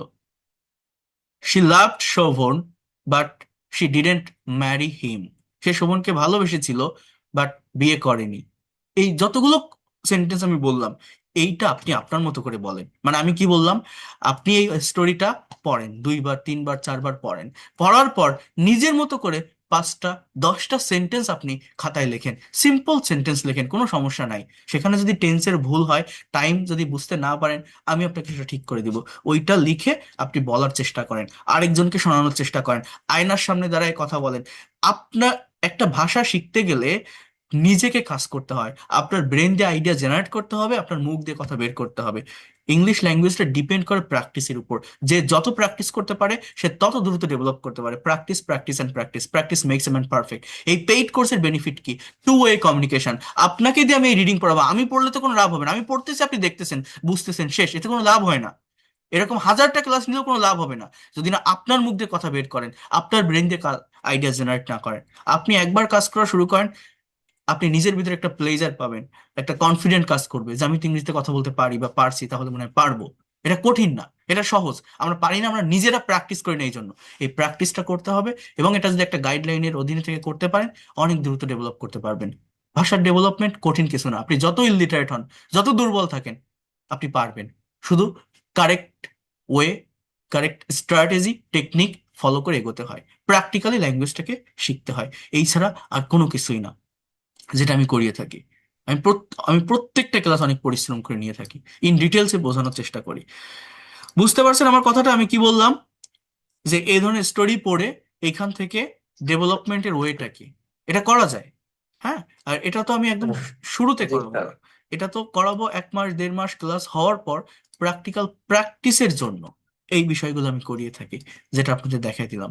হ্যাঁ, তো আগামীকাল থেকে তো ক্লাস শুরু হয়ে যাবে, এরকম বলতেও পারবো না আপনাদেরকে এভাবে। তো এই রেকর্ডেড ক্লাসটা দিলে আপনারা দেখবেন। আর আমি আবারও লাস্ট টাইম আমি বলে রাখছি আপনাদেরকে, আগামীকাল রাত 9টা থেকেই পেইড কোর্সের ক্লাস শুরু হবে। টোটাল কোর্স ফি 2,000 টাকা। যারা পারবেন একবারে দিয়ে দিবেন, তাহলে কোনো ঝামেলা থাকবে না। যদি না পারেন 1,000 টাকা অ্যাডভান্স করে শুরু করতে পারবেন। যদি কেউ মনে করেন আমি শিখতে চাই ধারাবাহিকভাবে, আগামীকাল থেকেই জয়েন করবেন, তাহলে শুরু থেকে করতে পারবেন। অনেকে 2 দিন 4 দিন 5 দিন পরে ক্লাস করে, এটা করলে আপনি পিছায় পড়বেন। কারণ একটা কোর্স, একটা ব্যাচ শুরু করলে, একটা ভাষা শিখতে গেলে প্রথম থেকে করলে ধারাবাহিকতাটা মেনটেন হয়, বোঝা যায়। মাঝখান থেকে জয়েন করলে এটা বোঝা যায় না। প্রত্যেকটা ক্লাসের সাথে প্রত্যেকটা ক্লাসের একটা কানেকশন থাকে। আপনারা এই যে আমার কাছে 11:30 পর্যন্ত এখন ক্লাস করছেন, কেন করছেন? আপনার ইংরেজি শেখার ইচ্ছা আছে তাই আপনি ক্লাস করছেন। তাহলে এরকম আপনি আরো বিভিন্ন জায়গা থেকে কিন্তু করেন, আপনি শেখার চেষ্টা করছেন, আপনার শেখার প্রয়োজন বা দরকার, এই জন্যই তো আপনি আসছেন। কিন্তু বিভিন্ন জায়গা থেকে দেখতে থাকলে, আপনি নিজেকে প্রশ্ন করে দেখেন, আপনার দিন মাস বছর যেতে থাকবে, আপনি ইংরেজি শিখে যাবেন। শিখতে পারবেন না এরকম না, আপনি শিখবেন, শিখতেই থাকবেন, শিখতেই থাকবেন। ওই শেখাটাকে আপনি শেষ নামাতে পারবেন না। বিশ্বাস করেন, যদি আপনি সত্যিকার অর্থে শিখতে চান, একটা গাইডলাইনের ভিতরে এসে শুরু থেকে শেষ কোথায় এটা বুঝতে হবে, সঠিক পদ্ধতিতে এগোতে হবে। হ্যাঁ, কোন টপিকের সাথে কোন টপিক কানেক্টেড বা রিলেটেড এটা বুঝতে হবে, যেটা আমি এখান থেকে গোছানো পদ্ধতিতে আপনাদেরকে দিব। সো 3 মাসের কোর্স, 3 মাসের ভিতরে আপনার কাভার হয়ে যাবে, 3 মাসও লাগে না যদি রেগুলারিটি মেনটেন করেন। ওকে। আর যে কোনো বয়সের যে কেউ আপনারা করতে পারবেন। আপনি স্টুডেন্ট হন, house wife, teacher, officer, job holder, freelancer বা ইমিগ্রেন্ট। আমি তো বললাম, যারা আইএলটিএস এর প্রিপারেশন নিচ্ছেন তাদের জন্য অনেক ইফেক্টিভ হবে। প্রত্যেকটা ক্লাসের মেইন ব্যাচে 30 জন করে স্টুডেন্ট থাকে, প্রত্যেকটা ব্যাচ এই রাতেই হয়, যাতে করে স্টুডেন্ট, চাকরিজীবী বা অন্য পেশার মানুষেরা সময় বের করে ক্লাসগুলো করতে পারে। এইভাবে ওয়ার্ড বা পাওয়ার পয়েন্ট স্লাইডের মাধ্যমে ক্লাসগুলো নিব। ক্লাস শেষে আপনার রেকর্ড ক্লাস পিডিএফ ফাইল পাবেন, অর্থাৎ কোনো ক্লাস মিস করলে আপনি দেখতে পারবেন। আর এই যে আজকে যে ক্লাসগুলো দেখালাম, এগুলো কিন্তু একদম শুরুতে নেই না, এগুলো কিন্তু জাস্ট প্র্যাকটিসের জন্য। শুরুতে একদম বেসিক থেকেই ভেঙে ভেঙে ওয়ার্ড, সেন্টেন্স, টেন্স, প্রত্যেকটা বিষয় অনেক ভালোভাবে আমি আপনাদের দেখাবো। যারা একদমই দুর্বল আছেন, একদম কোনো কিছু পারেন না, জিরো লেভেলের, তারাও এটা করতে পারবেন। বেসিক থেকে শুরু করে অ্যাডভান্স লেভেল পর্যন্ত নিয়ে যাব, অনেক ভালোভাবে ডেভেলপ করতে পারবেন। টোটাল ক্লাস হচ্ছে 70টা, হিউজ ক্লাস। এতগুলো ক্লাস আপনি কোথাও পাবেন না। প্রথম 10টা ক্লাস থাকবে বেসিক গ্রামারের উপর, যাতে করে আপনার ভিত্তিটা মজবুত হয়, ক্রিয়েটিভ ডেভেলপমেন্টটা আসে। আমি যদি স্পোকেন করাই, আমি বলে দিলাম এইটা প্লাস এটা প্লাস এটা এরকম হয়, এইটা হাজারো সেন্টেন্স করতে পারবেন। এটা করলে হয় কি, আমি যতটুকু করাবো অতটুকুর ভিতরে আপনি সীমাবদ্ধ থাকবেন, নিজের মতো করে নতুন কিছু করতে, লিখতে বা বলতে পারবেন না। বাট বেসিক গ্রামারটা জানা থাকলে ক্রিয়েটিভ ওয়েতে আপনার মতো করে আপনি কনফিডেন্টের সাথে সেন্টেন্স তৈরি করতে পারবেন, স্পিকিং করতে পারবেন, একটা ভাইবা ফেস করতে পারবেন, যে কোনো প্রেজেন্টেশন আপনি ভালোভাবে ইংলিশে দিতে পারবেন। এরপর ধারাবাহিকভাবে 30টা ক্লাস থাকবে স্পোকেন ইংলিশের উপর, অর্থাৎ টেন্স, মডেল, সেমি মডেল, এগুলো প্র্যাকটিক্যাল ব্যবহার দেখাবো। Whatever you think in Bangla, you will be able to speak in English. তার জন্য যা কিছু লাগে এখান থেকে দেখাবো আপনার ফ্লুয়েন্সি গ্যাদার করার জন্য। 40 থেকে 50 নম্বর ক্লাসগুলো থাকবে ফ্রি হ্যান্ড রাইটিং এবং অ্যাডভান্স গ্রামারের উপর, যেটা থেকে এই ল্যাঙ্গুয়েজকে আরো এক ধাপ আপনি ডেভেলপ করতে পারবেন। যারা রাইটিং এ দুর্বল, বিশেষ করে BCS, bank job, admission test, email writing, যারা কর্পোরেট অফিসে জব করেন, যারা ফ্রিল্যান্সার আছেন, রাইটিং এ যারা এক্সপার্ট হতে চান, যারা ব্লগ রিপোর্ট লেখেন, তাদের জন্য এই ক্লাসগুলো অনেক বেশি ইফেক্টিভ হবে। আমি আপনাদের 5th ক্লাসে দেখিয়েছিলাম কিভাবে সেন্টেন্স ট্রান্সলেশন করতে হয়, রাইটিং এর ক্লাসগুলো কতটা ইফেক্টিভ। 50 থেকে 70 নম্বর ক্লাসগুলো থাকবে। দেখেন, আমি ক্লাস করালাম, আমি টিচার, আপনি করলেন স্টুডেন্ট, ক্লাস বা কোর্স কমপ্লিট হয়ে গেল, আপনি কি সবকিছু শিখতে পারবেন? শিখতে অনেকে পারে, বুঝতে অনেকে পারে, বলতে পারে কতজন? আপনাদের মেইন সমস্যা কিন্তু এইটাই, যে আমি গ্রামার বুঝি কিন্তু কথা বলতে পারি না। এইটা কেন পারি না? আমরা প্র্যাকটিস করতে পারি না, প্র্যাকটিসের সঠিক গাইডলাইন পাই না, সঠিক ওয়ে পাই না, সঠিক পার্টনার পাই না। এর জন্য আমার লাস্টের 20টা ক্লাস থাকবে। প্রতিদিন এই ক্লাসে বসেই আমি কনভারসেশন, নিউজ পেপার ট্রান্সলেশন এবং প্রেজেন্টেশনের ক্লাস নিয়ে থাকি। সার্টেন আইএলটিএস কিউ কার্ড টপিকের উপর কোশ্চেন থাকবে, অ্যান্সার থাকবে, অ্যান্সার অ্যানালাইসিস করে দিব, কোশ্চেনের এগেইনস্টে আপনার নিজের মতো করে উত্তর দিতে হবে। এটা আমি গত 6th ফ্রি ক্লাসে দেখিয়েছিলাম। এইভাবে যদি আমি করাতে থাকি, অর্থাৎ এখানে আপনাকে দিয়ে কাজ করবো, আমি জাস্ট বসে থাকবো, আপনি প্র্যাকটিস করবেন, ভুল হলে আমি ধরাই দিব। আপনি কেন পারবেন না? Within very short time you'll be expert and fluent in English. তাহলে ফার্স্টে basic grammar, then spoken English, writing, conversation, presentation, translation, practical ওয়েতে আমরা যাব। এবং এই কোর্সটা এমনভাবেই সাজিয়েছি, আপনার বাড়িতে বাড়তি পরিশ্রমের দরকার নেই। জাস্ট আপনি ঘরে থাকেন, বাইরে থাকেন, ক্লাস টাইমে 1 ঘন্টা জয়েন করবেন, ক্লাসটা একটু দেখবেন, আর রেকর্ডেড ক্লাসটা রিভিউ করার জন্য আর আধা ঘন্টা বা 1 ঘন্টা টাইম আপনি স্পেন্ড করবেন, আপনার আর কিছুই লাগবে না। Within very short time you'll be expert and fluent in English. আবার বলছি, টোটাল কোর্স ফি হচ্ছে 2,000 টাকা। আপনারা যদি একসাথে না পারেন 1,000 টাকা অ্যাডভান্স করেও শুরু করতে পারবেন। 09973569557, এই দুইটা আমার বিকাশ বা নগদ, এই দুইটা নাম্বারে হোয়াটসঅ্যাপ আছে, 09386899196। হোয়াটসঅ্যাপে নক দিলে আপনারা ক্লাসগুলো করতে পারবেন। এই নাম্বারে সেন্ড মানি করে লাস্ট ডিজিট বা স্ক্রিনশট দিলে আমি পেইড কোর্সের প্রাইভেট ব্যাচে অ্যাড করে নেব। আপনারা যারা ভর্তি হবেন আপনাদের এরকম একটা আইডি কার্ড দিব, আপনার একটা আইডেন্টিটি থাকবে যে আপনি আমার ব্যাচের স্টুডেন্ট। যেহেতু অনলাইনে ক্লাস করছেন, একদম ফর্মাল ওয়েতে আপনি সবকিছু এখানে করতে পারবেন। আপনার নাম্বারটা ইনকেস যদি প্রবলেম হয়, হোয়াটসঅ্যাপটা ডিলিট হয়ে যায় বা ফোনটা হারিয়ে যায়, এই কার্ডটা আপনারা ডাউনলোড করে রাখবেন। এটা আমাকে পরবর্তী সময় দেখালে আমি যে কোনো নতুন ব্যাচে আপনাদের অ্যাড করে নিতে পারবো। সো এই করোনা প্যান্ডেমিকের শুরু থেকে এই ক্লাসগুলো নিয়ে আসছি 2020 সালের শেষের দিকে। এটা হচ্ছে আমার 78তম ব্যাচ রানিং আছে, নতুন ব্যাচ, এটা হচ্ছে 79তম ব্যাচ। আর আমার লেখা একটা বইও আছে, আপনারা দেখেছেন। এই বইটাতে এই যে আজকে যা যা পড়ালাম না প্রিপোজিশনের, সবকিছু এই বইটাতে ইন ডিটেলসে ধারাবাহিকভাবে দেওয়া আছে। এটা আপনি, এটা যে পেইড কোর্সে ভর্তি হলে ফ্রি দেবো এরকম না। এটা এটা এটা যদি কেউ নিতে চান নিতে পারেন, যারা ফ্রি ক্লাস করছেন বা পেইড কোর্স করছেন। আমি এতদিন যা ক্লাস নিয়েছি, যা পড়িয়েছি, সবকিছু এই বইতে ধারাবাহিকভাবে আছে। এটা এটার এটার প্রাইস হচ্ছে 500 টাকা। এটা অনেক বড় একটা বই। ডেলিভারি চার্জ 120 টাকা। বাংলাদেশের যে কোনো প্রান্ত থেকে বই হাতে পেয়ে টাকা পরিশোধ করতে পারবেন। 2 থেকে 3 দিনের ভিতর বই হাতে পাবেন। আমার ওয়েবসাইট থেকে অর্ডার করতে পারবেন বা আমার হোয়াটসঅ্যাপ নাম্বারে নক দিলে অর্ডার করতে পারবেন। টোটাল 620 টাকা ডেলিভারি ম্যানকে দিয়ে বই রিসিভ করতে পারবেন। এই দেখেন, এই যে প্রেপোজিশনের ব্যবহার চ্যাপ্টার 6-এ দেখছেন। এই বইটা থেকে আমি কিন্তু আজকে এই যে প্রেপোজিশন গুলো দেখছেন না, এগুলো এখান থেকে দেখিয়েছি। তো এটা অনেক ইফেক্টিভ। আপনারা তো অনেক রাইটারের, অনেক লেখকের বই কিনছেন, এটা পারলে একবার নিয়ে দেখবেন, আপনার একটা অ্যাসেট বা সম্পদ হয়ে থাকবে। এতটুকু বলতে পারি, আপনার নেক্সট জেনারেশনকে শেখাতে পারবেন। একদম ল্যাঙ্গুয়েজের যে কোর থিংস গুলো এখানে দেওয়া আছে। এটা তো আমি আপনাদের বলেছি, আপনারা যারা আমার ফ্রি ক্লাসগুলো করছেন প্রতিদিন, তারা জানেন যে প্রত্যেকটা ক্লাস কতটা ডিটেলসে নিয়েছে। এই দেখেন, এই যে প্রেপোজিশনের প্রত্যেকটা প্রেপোজিশনের ব্যবহার এই বইটাতে ইন ডিটেলসে সাজিয়ে দেওয়া আছে, দেখছেন। এই যে এই যেগুলো দেখাচ্ছিলাম না, যে প্রেপোজিশন রিলেটেড শব্দগুলোর অর্থ কি, এই সব কিছু এখানে আছে ইন ডিটেলসে। তো যাই হোক, যে কথাটা বলছি, যারা ভর্তি হতে চান তারা জানাবেন। আর মানে প্রত্যেকটা ক্লাস শেষে রেকর্ড পিডিএফ ফাইল পাবেন। বাট যদি কেউ মনে করেন আমার একটা হার্ড কপি বই দরকার, তাহলে ক্লাসটা আরো ইফেক্টিভ হয়, তাহলে সেটা আপনারা নিতে পারেন। এটা আপনাদের ব্যাপার, এটা যে নিতেই হবে এরকম কোনো কিছু না। আপনাদের ইচ্ছা। তো যাই হোক, এইটা হচ্ছে মেইন বিষয়। আর প্রত্যেকটা স্টুডেন্টকে অন টু অন কেয়ার করে পড়ায়, কিভাবে পড়ায় আপনারা তো দেখছেন। আর বেশি কথা বলতে ইচ্ছা করে না, কারণ অনেক ক্লাস নিয়েছি, অনেক কিছু বলেছি, অনেক কিছু দেখিয়েছি। যদি কেউ মনে করেন যে এই লোকটা পড়াতে পারে, বোঝাতে পারে, টেকনিক ভালো, আমি ল্যাঙ্গুয়েজটা প্র্যাকটিক্যালি শিখবো, একটা মেন্টরের অধীনে থেকে ধারাবাহিকভাবে ডেভেলপ করতে চাই, ল্যাঙ্গুয়েজটাকে নিজের অ্যাসেট বা সম্পদ হিসেবে নিতে চাই, নেক্সট জেনারেশনকে শেখাতে চাই, আপনি আসতে পারেন, আপনি ব্যর্থ হবেন না। এতটুকু আমি বলতে পারি। যারা ইন্ডিয়া থেকে আছেন তারাও ক্লাস করতে পারবেন গুগল পে বা ফোন পে করে। Okay, so that's all for today. Thank you. সবার জন্য শুভকামনা থাকলো। আর এই ফ্রি ক্লাসের গ্রুপগুলোতে যারা আছেন থাকবেন। এখানে যে ক্লাস একদমই শেষ হয়ে গেছে এরকম না, আমি মাঝে মাঝে সময় পেলে আমি আপনাদের নোটিশ দিয়ে ক্লাস নিব। আরো অনেক পিডিএফ ফাইল, রেকর্ড ক্লাস আপনারা পাবেন, ডেভেলপ করতে পারবেন ল্যাঙ্গুয়েজটা। আমি সেভাবেই এগোই,